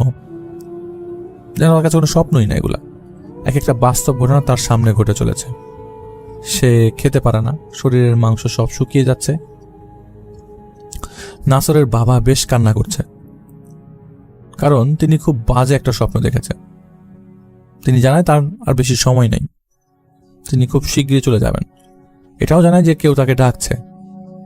নাসরের বাবার কথা শেষ হতে না হতেই নাসরের মা স্বপ্নের কথা জিজ্ঞাসা করে, কি দেখেছো তুমি স্বপ্নে। তো নাসরের বাবার স্বপ্নের কথা ঠিক এভাবে বলে যে একটা জমি দেখি সবসময়, খালি একটা জমি, মাথার উপর উত্তপ্ত রোদ, পেছন থেকে হামাদের হাসির শব্দ। ঘুরে দেখি হামাদ ছোট ছোট পায়ে এদিকেই আসছে। হামাদ তার বড় ছেলে, বয়স 5 পেরিয়েছে। হামাদ 2 হাতে মুষ্টি করে হাসতে হাসতে কিছু নিয়ে এসছে। হামাদ এসেই চারিপাশে কি যেন ছিটিয়ে দিল। তো নাসরের বাবা জিজ্ঞেস করে হামাদের উদ্দেশ্যে এগুলা কি ছিটালে? জবাবে হামাদ জানায় ওগুলা গাছ। একথা শুনে নাসরের বাবা হেসে উড়িয়ে দেয়। তো তার পরের দিন নাসর বাবা ঠিক একই জায়গায় আসে, দেখে সেই জায়গায় 4টা বড় গাছ। তো নাসরের বাবা দেখে বেশ খুশি। নাসরের বাবার সামনে যেতেই দেখে এই 4টা গাছের মধ্যে একটাতে কিছু ফল ধরেছে, আরেকটা গাছ দেখতে বেশ বড় সড়ো, খড়খড়া। এক ধরনের পোকা সেই গাছে কিলবিল করছিল। আরেকটা গাছ যেটিতে বাকল উঠে উঠে আছে। সর্বশেষ গাছ বাতাস যেভাবে দোলায়, গাছকে সেভাবে দোলাচ্ছে। এই ধরনের গাছ দেখে নাসরের বাবা বেশ ভয় পেয়ে যায়। পেছন থেকে দৌড়ে এসে হামাদ তার বাবার হাত ধরে লাফাতে থাকে। নাসরের বাবা কি বলবে বুঝতে পারছিল না, তো সেদিন সে চলে যায়। তার পরের দিন হামাদ বায়না করে তার বোনা গাছগুলো দেখতে যাবে। তো হামাদ জোর করে টেনে তার বাবাকে নিয়ে আসে। কাছে আসতেই দেখে 4টা গাছের নিচে 4 জন মহিলা ঝুঁকে ঝুঁকে কি যেন করছে, আর এর একটু দূরে আরেকজন মহিলা একটু চাবুক হাতে দাঁড়িয়ে আছে। এই সেই মহিলা যে স্বপ্নে চাবুকের ভয় দেখিয়ে তাকে কিছু একটা খাইয়েছে, যে প্রতি রাতে এসে তাকে সেই মহিলার মতো নত করিয়েছে। আর এই মহিলা দেখতে স্বাভাবিক কোনো মহিলা না, যার চেহারার চামড়া দেখতে কালো সাপের মতো, ছাই বর্ণের দাগ রয়েছে। চেহারার মধ্যে সবসময় তৈলাক্ত ধরনের, মুখটা একটু বাড়ানো সামনের দিকে, আর দাঁতগুলো ছোট ছোট, বলা যায় করাতের মতো। এই মহিলার গায়ের পোশাক বাতাসে ছায়ার মতো ভাসতে থাকে। দূর থেকে ফিস ফিস করে কথা বলে, আর এখানে কানে এসে বাজে। আর সেই মহিলা যিনি সেদিন রাতে এসে তার কোমরে দড়ি পরিয়ে গেছে, প্রতি রাতে এসে একটি করে গিট বাড়িয়ে দেয়। 7টা গিট দেওয়া হবে, 4টা গিট দেওয়া হয়েছে, আর 3টা গিট বাকি। তাদের গিট দেওয়ার ধরন উল্টো ভেতরের দিকে গিট দেয়। এটাই নাকি তাদের শিকারকে কাবু করার ধরন। দূর থেকেই মহিলা নাসরের বাবাকে দেখতে পায়, আর দেখার সাথে সাথেই মহিলার হাতে থাকা চাবুকটা ঝাড়া দেয়। আর সেই ঝাড়ার শব্দে বাকি 4 জন বসে থাকা মহিলারা ঘুরে নাসরের বাবার দিকে তাকায়, আর নাসরের বাবার উদ্দেশ্যে আসতে থাকে। নাসরের বাবা ভয়ে তার বড় ছেলে হামাদের হাত ধরে ঘরে দৌড় দেয়। কিছুক্ষণ দৌড় দেওয়ার পর হামাদ ভালো করে দৌড়াতে পারছিল না। হামাদ পড়ে গেল মাটিতে, পা 2টা পেছনের দিকে বাঁকিয়ে গেল, 2 হাতও গুটিয়ে গেল। বাচ্চারা যেভাবে ঘুমায় সেভাবে, চোখ উপরের দিকে উঠে গেল। এমনটা হয়েছিল সেদিন রাতে, যেদিন হামাদের খুব জ্বর ছিল। কয়েকদিন ধরেই হামাদের খুবই জ্বর। প্রতি রাতে হামাদ তার মা বাবার মাঝেই ঘুমায়। মাঝরাতে হঠাৎ হামাদের মা হামাদের কাঁপুনিতে ঘুম থেকে উঠে যায়। উঠে লাইট জ্বালিয়ে দেখে হামাদ কাঁপতে কাঁপতে হাত পা বাঁকা হয়ে গেছে। বাবা মা দুজনেই হাত পা সোজা করার চেষ্টা করে, কিন্তু কোনোভাবেই কাজ হচ্ছিল না। আজ থেকে 25 থেকে 28 বছর আগেই চাইলেই রাতে বের হওয়া যেত না। এত রাতে হাকিমকেও পাওয়া যেত না। অনেকেই জানেন আপনারা যে ডক্টরদের হাকিম বলা হয়। হামাদের দেহে নিঃশ্বাস তখনও ছিল। ভোরতেই বাবা মা দুজনেই হামাদকে নিয়ে হাকিমের বাড়ির উদ্দেশ্যে যায়। হাকিম ওষুধ খাওয়ালে কিছুক্ষণ পর হামাদকে একটা খিঁচুনি দিয়ে মারা যায়। এখনো সেই আগের মতো হামাদ বারবার থেমে থেমে খিঁচুনি দিয়ে উঠছে। বাবার চোখের সামনে আবারও নিজ ছেলের মৃত্যু। নাসরের বাবা ভুলেই গেছিল তার বড় ছেলে হামাদ আজ থেকে আরো অনেক আগেই মারা গেছে। আজকে হামাদ ফিরে এসছে, এটা স্বপ্নে। আবারও সে আগের মতোই চলে গেল। অসহায় বাবাকে 4 জন কালো বোরখা পরিহিত মহিলা এসে ধরে নিয়ে যাচ্ছে। সেই চাবুক হাতের মহিলার উদ্দেশ্যে একটু কাছে যেতেই চাবুক হাতের মহিলা তার চাবুক দিয়ে নাসরের বাবার গলায় পেঁচিয়ে তার দিকে টান মারে। নাসরের বাবা সেই মহিলা থেকে আধ হাত দূরে। মহিলার ছোট ছোট রক্তাক্ত চোখ আর সেই কালো ডোরা কাটা চেহারা থেকে তৈলাক্ত কিছু বেরিয়ে বেরিয়ে পড়ছে। সেখান থেকে 2 জন মহিলা তার কোমর বাঁধা দড়ির গিট আর একটি বাড়িয়ে দেয়। এই সবই হচ্ছিল নাসরের বাবার স্বপ্নে। নাসরের বাবা স্বপ্নের কথা শেষ না হতেই নাসরের মা সান্ত্বনা দিয়ে বলে, এগুলা কিছুই না, তুমি অসুস্থ। মানুষ অসুস্থ হলে এমন আজেবাজে স্বপ্ন দেখে। তারপর সেদিন বড় হাসপাতালে রাতে নাসরের বাবার দেখাশোনা করার জন্য তার মা থাকেন। হঠাৎ কান্নার শব্দে তার ঘুম ভেঙে যায়। উঠে লাইট জ্বালিয়ে দেখে নাসরের বাবা বেড থেকে নিচে হাঁটু গেড়ে বসে 2 হাত দিয়ে আকুতি করে কান্না করছে। এটা দেখে নাসরের মা বুঝতে পারে হয়তো মানসিকভাবে তিনি বিপর্যস্ত। কিন্তু যে মানুষ ঠিক মতো উঠতে বসতে পারে না, সে কি করে এভাবে বসে আছে? নাসরের মা সেদিন তাকে আর কিছু বলে না। তার পরের দিন সন্ধ্যায় নাসরের মা বাসায় যাবে ফ্রেশ হবার জন্য। তিনি বাসায় যখন ঢুকতে যাবে তখন দেখে বাড়ির বাইরে দেয়ালে একটা প্রাণী বেয়ে বেয়ে যাচ্ছে। প্রাণীটা দেখতে অনেকটা বাদরের মতো, কিন্তু বাদরের থেকে বেশ বড়। আর সেই প্রাণীটির সারা শরীর বেয়ে লালার মতো কিছু বের হচ্ছিল। নাসরের মা যখন প্রাণীটিকে দেখছিল, ঠিক সেই সময় প্রাণীটিও নাসরের মার দিকে তাকায়। আর তাকাতেই সেই প্রাণীটি দেয়াল বেয়ে ছাদে চলে যায়। এটা দেখে নাসরের মা। ভয়ে তিনি পাশের বাড়ি থেকে নাসরের চাচাতো ভাইদের ডেকে নিয়ে আসে। সবাইকে ছাদে নিয়ে যায়। গিয়ে দেখে সেখানে কিছুই নাই। নাসরের মা কথা শুনে সবাই হাসি ঠাট্টা করছে, এমন আবার কোনো প্রাণী হয় নাকি? সেদিন রাতে নাসরের মা বাসায় থাকে আর নাসর থাকে হাসপাতালে। দিনের 10টা থেকে 11টার দিকে নাসরের মার কাছে ফোন করে তার বাবা বলে যে অবস্থা ভালো না, কথা বন্ধ হয়ে গেছে। নাসর ফোন করে বলে যে তার বাবার অবস্থা ভালো না, কথা বন্ধ হয়ে গেছে, চোখ বন্ধ আর চোখ দিয়ে শুধু পানি বেরোচ্ছে। ডক্টর জানায় নাসরের বাবার খাদ্যনালী একেবারে শুকিয়ে গেছে, শরীরের আরো কিছু অংশ নষ্ট হয়ে গেছে। তাকে আর কত ঘন্টা বাঁচানো যাবে তা বলা যাচ্ছে না। এই সংবাদ তাদের সব আত্মীয় স্বজনদের কাছে পৌঁছে যায়। সবাই নাসরের বাবাকে দেখতে আসে। সারা শরীরে শুধু চামড়া আর হাড়গুলো, মাংস আর রক্তের কোনো অস্তিত্ব নাই বললেই চলে। ঠিক সেদিন রাতেই নাসরের বাবা মারা যায়। মৃত্যুর সময় দেখা গেছে তার কোমর আধা হাত হবে, শরীর শুধু চামড়া আর চামড়া। নাসরের বাবার মৃত্যুতে তাদের বাসায় তখন শোকের ছায়া নেমে আসে। তারপর কিছুদিন সব স্বাভাবিক ছিল। নাসর কয়েকদিন হলো এলাকার বাইরে বন্ধুদের সাথে ঘুরতে গিয়েছে। বাড়িতে শুধু নাসরের মা আর তার বোন রাবেয়া। হঠাৎ একদিন রাতে নাসরের বোনের রাবেয়ার ঘর থেকে তার চিৎকারের শব্দ আসে। তার চিৎকারের শব্দ শুনতে পেয়ে নাসরের মা তার মেয়ের ঘরে ছুটে যায়। গিয়ে দেখে রাবেয়া অজ্ঞান হয়ে পড়ে আছে। কিন্তু আশ্চর্যের বিষয় হলো রাবেয়ার মাথার চুল সব নিচে পড়ে আছে। যে কোনোভাবে নাসরের মা আর তার মেয়ে রাবেয়ার জ্ঞান ফিরায়। জ্ঞান ফিরতেই রাবেয়া তলপেটের ব্যথায় কান্না করতে থাকে। তার মা জিজ্ঞেস করে কি হয়েছে, কিন্তু রাবেয়া কিছুই বলতে রাজি হয় না। তার মা জোর করাতে অবশেষে রাবেয়া বলতে রাজি হয়।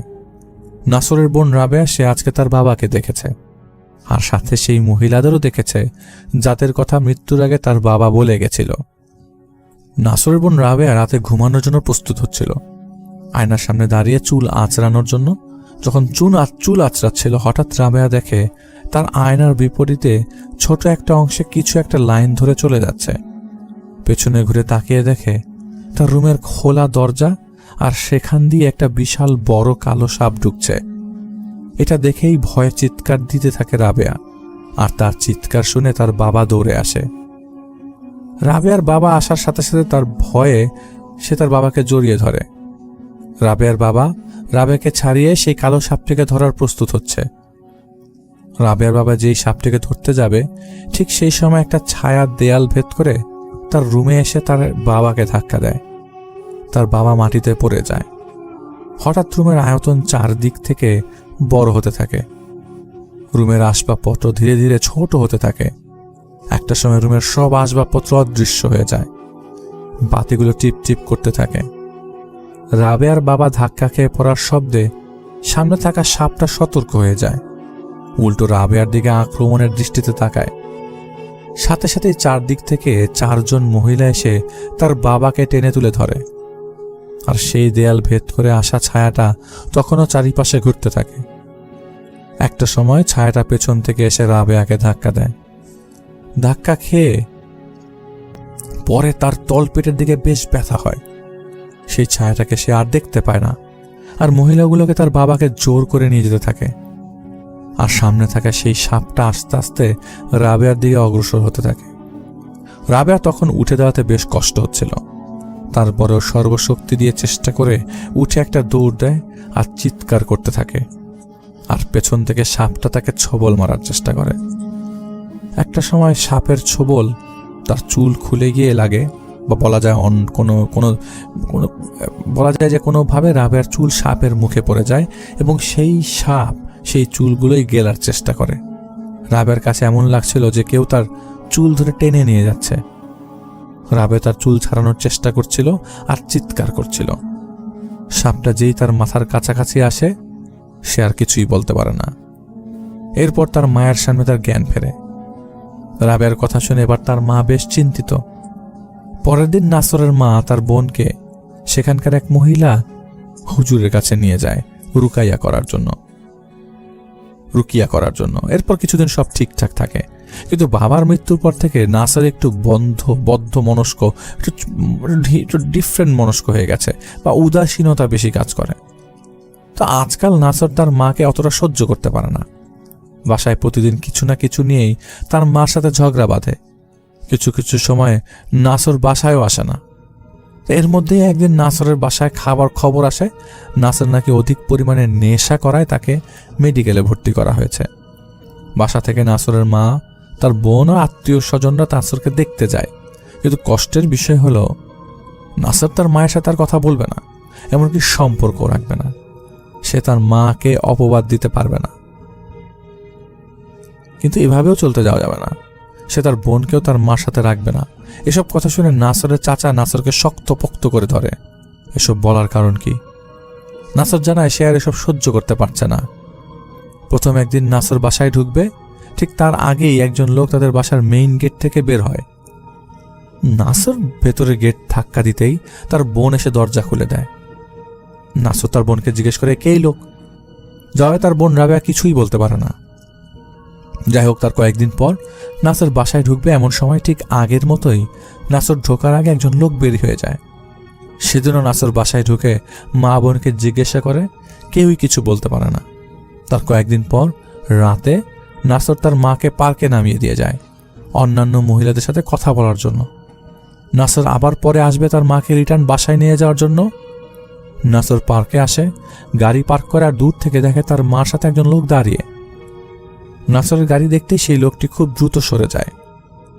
নাসরের মা যখন আসে, সে তার মাকে জিজ্ঞাসা করে, তার মা অস্বীকার করে। এমন ধরনের ঘটনা আরো অনেক রয়েছে।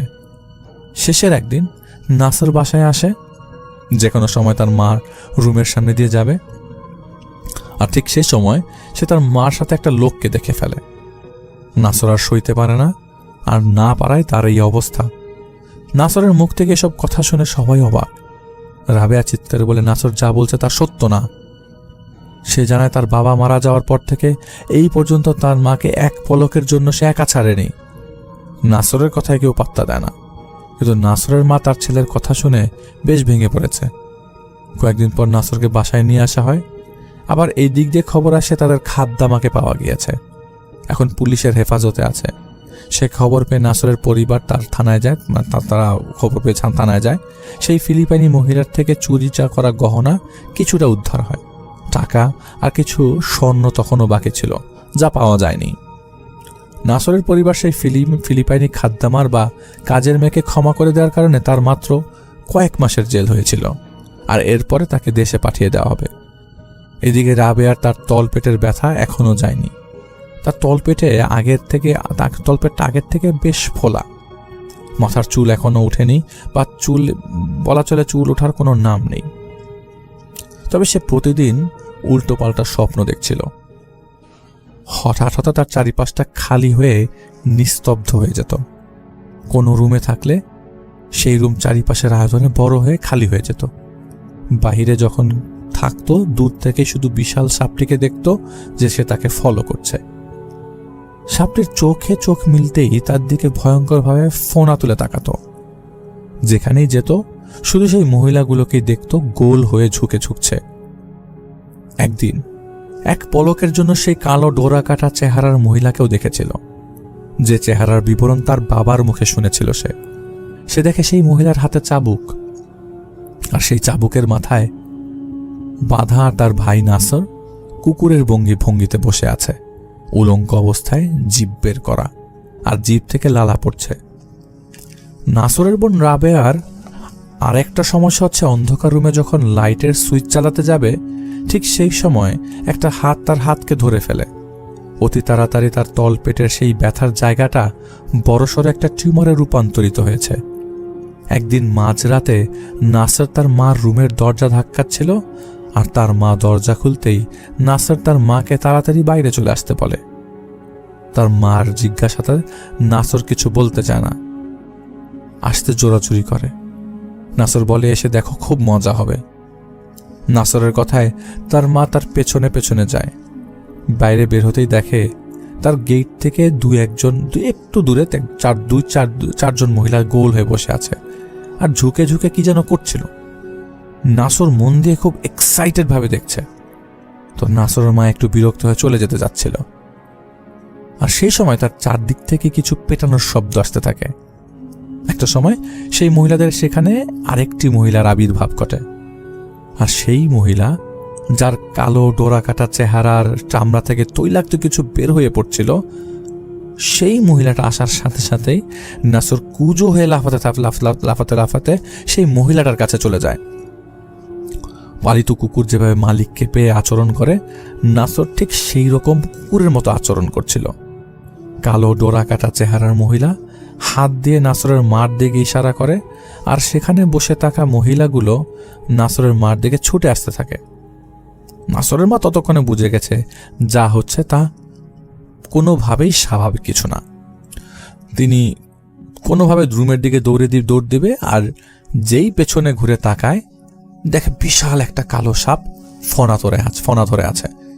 নাসরের মা অবাক দৃষ্টিতে সেই সাপটির দিকে তাকাতে না তাকাতেই পেছন থেকে দুজন মহিলা ধরে ফেলে। নাসরের মাকে যখন ধরে পেছনে ঘোরানো হয়, ঘুরে তাকাতেই দেখে সেখানকার দৃশ্য সম্পূর্ণ ভিন্ন। আশেপাশে সম্পূর্ণ মরুভূমি, একটু দূরে ছোট করে আগুন জ্বালানো, আর সামনে একটা পাথরের তৈরি ছোট ঘরটা ছোট ছোট পাথরের স্তর করে বানানো, আর সেই স্তরে ফাঁকে ফাঁকে ভেতর থেকে আলো আসছিল। তো নাসরের মাকে জোর করে সেই ঘরের উদ্দেশ্যে নিয়ে যাওয়া হচ্ছে। নাসরের মা চিৎকার করছে, তার দেওয়া চিৎকার যেন তার দিকে ভয়ঙ্করভাবে উল্টে ভেসে আসছে। তাকে যখন নিয়ে যাচ্ছিল, হঠাৎ তিনি অনুভব করে তার পেট ভারী হয়ে যাচ্ছে। তিনি গর্ভবতীর মতো অনুভব করছে, চোখের সামনে নিজের পেট বড় হয়ে যাচ্ছে, পেটের ভেতর থেকে বাচ্চা লাথি মারার অনুভব করছে তিনি, আর আচমকা পেটের ব্যথা আরো বেড়ে যায়। এইরকম ব্যথা আজ থেকে 22 থেকে 23 বছর আগে অনুভব করেছিল যখন নাসর হয়েছিল। নাসরের মা ব্যথায় আর হাঁটতে পারছিল না। তার মনে হচ্ছিল এখনই তিনি বাচ্চা প্রসব করবে। মহিলা দুজন তাকে উঁচা করে সেই ঘরে নিয়ে যায়। সেই ঘরের চারিদিকে মোম জ্বালানো। সেখানে ভেতর থেকে নাসরের বাবা মেঝেতে শুয়ে আছে চোখ বন্ধ করে। একজন মহিলা তার পেট লম্বা করে সেলাই করছে, আর সামনে একটা পাত্রে নারী ভুঁড়ি, কলিজা আরো বিভিন্ন অংশ রাখা, আর তার মাথার সামনে দাঁড়িয়ে আছে সেই চাবুক হাতের মহিলাটা। নাসরের মা পেটের ব্যথায় অজ্ঞান হয়ে যায়। যখন জ্ঞান ফেরে তখন তিনি দেখে তিনি মেঝেতে শুয়ে আছেন, আর সবেমাত্র তার পেট থেকে একটা বাচ্চা বের করা হলো। এই মুহূর্তে বাচ্চাটা একজন মহিলার হাতে। মহিলাটা বাচ্চাটার ঘাড় ধরে রেখেছে। বাচ্চাটা দেখতে একদম কালো কুচকুচে, কিন্তু বাচ্চাটা মৃত। বাচ্চাটাকে উঁচু করে চাবুক হাতে মহিলার দিকে ইশারা করে। চাবুকধারী মহিলা চুপচাপ বাচ্চাটিকে আরেকজন মহিলার হাতে দেয়। সেই মহিলা বসে বাচ্চাটিকে তার পায়ের উপর সরিয়ে 2 হাত দিয়ে বুকটা চিরে ফেলে। এইটা দেখে নাসরের মা একটা চিৎকার দেয়। সে বিছানায় নিজেকে খুঁজে পায়। এইভাবেই কিছু কিছু ঘটনা ভয়ঙ্করভাবে তাদের সাথে ঘটতে থাকে প্রায় প্রতিদিন। কিছুদিন পর নাসর টয়লেটে যায়। সেখানে পানি ফ্ল্যাশ করবে, দেখে পানি ফ্ল্যাশ হচ্ছে না। ভাবে হয়তো ফ্ল্যাশের ছোট ট্যাঙ্কিতে পানি নেই, মানে ফ্ল্যাশের ভিতরে যে ছোট বক্সটা থাকে সেই ভেবে তিনি ফ্ল্যাশের ট্যাঙ্কের ঢাকনাটা খুলে দেখে একটা পলিথিন পাইপে মুখে আটকে গেছে এবং সেই পলিথিনের মধ্যে কিছু আছে। নাসের সেই পলিথিনটা সেখান থেকে বের করে, বাইরে নিয়ে আসা খুলে দেখে নাসেরের ছোট্ট একটা পাসপোর্ট সাইজের ছবি, রক্তে লাগানো একটা ছোট কাপড়ের টুকরা, ভাঙা চিরুনি, একটা মৃত চড়ুই পাখি। তাদের পরিবারের সকলের কথা এতক্ষণ শাইখ ইব্রাহিম শুনলেন। এখানে তাদের পরিবারকে সেহের বা কালো জাদু করা হয়েছে ফর শো। সেখানে তিনি রুকিয়া করে আর কিছু করার চেষ্টা করে, কিন্তু কিছু না হয় তিনি 2 দিন সময় নেন আবারও রুকিয়া করার জন্য, আর সেই জিনিসগুলো শাহেকের কাছে রেখে দেন। সেদিনকার মতো তাদের পানি পরা দেওয়া হয়, আরও কিছু আমল দেওয়া হয়। তার পরের দিন শাহেকের কাছে একটা ফোন আসে। নাসর, তার বোন ও তাদের মা, তারা রাতে 3 জন একই স্বপ্ন দেখেছে। তারা দেখে একটা মরুভূমির মাঝে একটা ছোট পাথরের ঘর, যে ঘর থেকে বের হয়ে আসে সেই কালো ডোরা কাটা চেহারার চাবুকধারী মহিলা, আর সাথে বের হয় তার সাথীরা। তারা দৌড়ে তাদের উদ্দেশ্যে আসছিল। চাবুকধারী মহিলা রাগে বারবার তার চাবুক হাওয়ায় মারছিল। এটা শুনে শায়ক জানায়, আমাদের হাতে সময় খুব কম, যেটা করার তাড়াতাড়ি করতে হবে। শাইখ ইব্রাহিম যে কোনোভাবে বুঝতে পারে সমস্যার উৎপত্তি কোথা থেকে। শায়ক জানায়, এটা যে করেছে অবশ্যই আপনাদের সাথে থেকে করেছে, না হয় এই সব জিনিস কেউ সহজে সংগ্রহ করতে পারবে না। এবার সন্দেহের তীর যায় তাদের কাজের মেয়ের দিকে, যে এখনো জেলবন্দি। তো নাসরের পরিবার আর শায়ক তারা জেলে যায় সেই ফিলিপাইনি মেয়ের সাথে দেখা করার জন্য। তাকে সে জিজ্ঞাসাবাদ করা হয়, তবে সে অস্বীকার করে। এরপর তাকে শক্ত করে ধরে ফেলা হয়। যদি সে খাদ্দামার সত্যটা না বলে, তাহলে পুলিশকে জানিয়ে দেওয়া হবে যে তিনি সেহের বা কালো জাদু করেছে, আর এখানে শাস্তিটা গলা কাটা। আর তোমার আগের অপরাধ তো আছেই। এরপর আমতা করে সেই ফিলিপাইনি মেয়েটা জানায় এই কাজটা সেই করেছে। শাইখ জিজ্ঞাসা করে, কেন করেছ? ভাই ফিলিপাইনি মেয়ে জানায়, এরা ভালো না, আমাকে অনেক অত্যাচার করেছে, আমাকে খাবারের কষ্ট দিয়েছে, অনেক সময় গিয়েছে আমাকে ঘুমাতে দেয়নি, আমার দেশে আমাকে যোগাযোগ করতে দেওয়া হয় না, আমার ছোট একটা বাচ্চা আছে ওর সাথে কথা বলতে দিত না। একদিন দুপুরে সবাই ঘুমে, সেই ফাঁকে পালিয়ে বাইরে গিয়ে তিনি দেশে একটা ফোন করে। এটা বুঝতে পেরে রাবেয়া আমার তলপেট বরাবর একটা লাথি মারে। উনি বলছিল, নাসর যখন প্রায় সময় তাকে এসে জড়িয়ে ধরত, খারাপ কাজ করতে বাধ্য করত, নাসরের বাবা ঠিক একইভাবে তাকে যন্ত্রণা দিয়ে থাকতো। একটা ভাবুন তো, একটা ঘরে বাবা এবং ছেলে দুজনেই আমাকে শারীরিকভাবে নির্যাতন করত, অত্যাচার করত, আমাকে কুকুরের মতো প্রতি রাতে ছিঁড়ে খেত। আমার কেমন লাগতো? রুই যে দাঁড়িয়ে আছে নাসরের মা, সে তো সব জানতো, কিন্তু সে চুপ করে শুধু দেখত, একটা বড় সে সবের প্রতিবাদ করেনি। ওই মেয়েটা বলছে, আমাকে রাখা হয়েছে তাদের জন্যই, তাদের ভোগের পাত্র হিসেবে। নাসরের বাবা যেন বাইরের কোনো মহিলার পাল্লায় না পড়ে, আর নাসরের মা এত সব পোহাতে পারবে না, তাই আমাকে রাখা। শুনতে খারাপ লাগলে এটাই বাস্তব। তাদের টাকা ছিল, অহংকার ছিল, মানুষকে মানুষ মনে করতো না। এই যে রাবেয়া টয়লেট করেও সেটার ময়লা আমাকে দিয়ে পরিষ্কার করাতো, তারা আমাকে দিয়ে কিনা করিয়েছে। রাস্তায় কয়েকবার আমি বের হয়েছি, তারা আমাকে ধরে এনেছে, পুলিশের গাড়ি থামিয়েছি, বিচার দিয়েছি, কিন্তু কোনো লাভ হয়নি। পুলিশ বরং আমাকে বুঝিয়ে এখানে ফেরত দিয়ে গেছে। আমাকে তারা কিনে নিয়েছে এক অফিস থেকে। আমি যে অফিস দ্বারা এসেছি, তারা যদি আমার টাকা ফেরত দেয়, তাহলে আমাকে আমার দেশে পাঠানো হবে।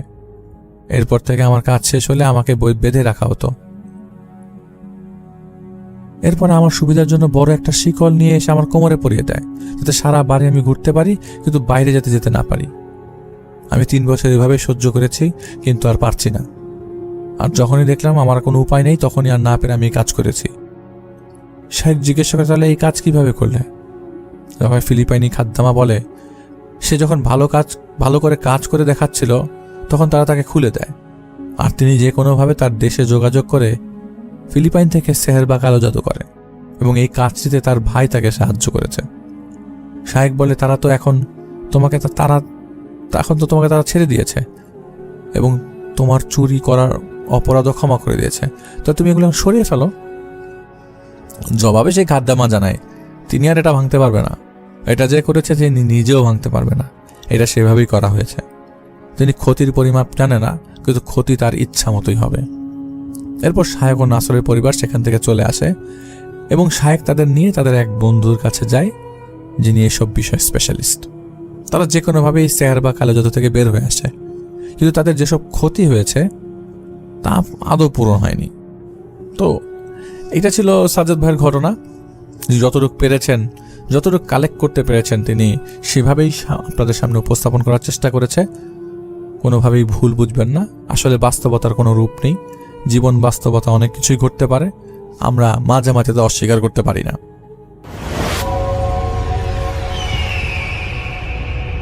হ্যালো লিসেনার্স, আশা করি ঘটনাগুলো আপনাদের ভালো লেগেছে। আমি চেষ্টা করেছি বাছাই করে ঘটনাগুলো আপনাদের মাঝে শেয়ার করার। আমি প্রতিদিনই ঘটনাগুলো বাছাই করে আপনাদের মাঝে একটি করে এপিসোড শেয়ার করার চেষ্টা করি। যদি আমার ঘটনাগুলো একটু ভালো লাগে তাহলে অবশ্যই এই চ্যানেলটি সাবস্ক্রাইব করবেন। আর আপনারা কোথা থেকে এই ঘটনাগুলো শুনতেছেন যদি আপনাদের ঠিকানাগুলো জানান তাহলে আমি অনেক কৃতজ্ঞ হব। তাহলে আমি বুঝতে পারবো যে আপনারা কোথা থেকে শুনতেছেন। এছাড়াও আপনাদের মাঝে যদি কোনো ঘটনা থেকে থাকে তাহলে অবশ্যই আমাদের ইমেলে দেওয়া ঠিকানায় ঘটনাটা পাঠাবেন। তাহলে নেক্সট এপিসোডে আপনার সেই ঘটনাটা আমরা রাসেল ভাইয়ের মাধ্যমে অথবা আমরা নিজেরা পড়ে শোনাবো। তো ভালো থাকবেন, সুস্থ থাকবেন, এই প্রত্যাশায় আজকের মতো বিদায় নিচ্ছি। আল্লাহ হাফেজ।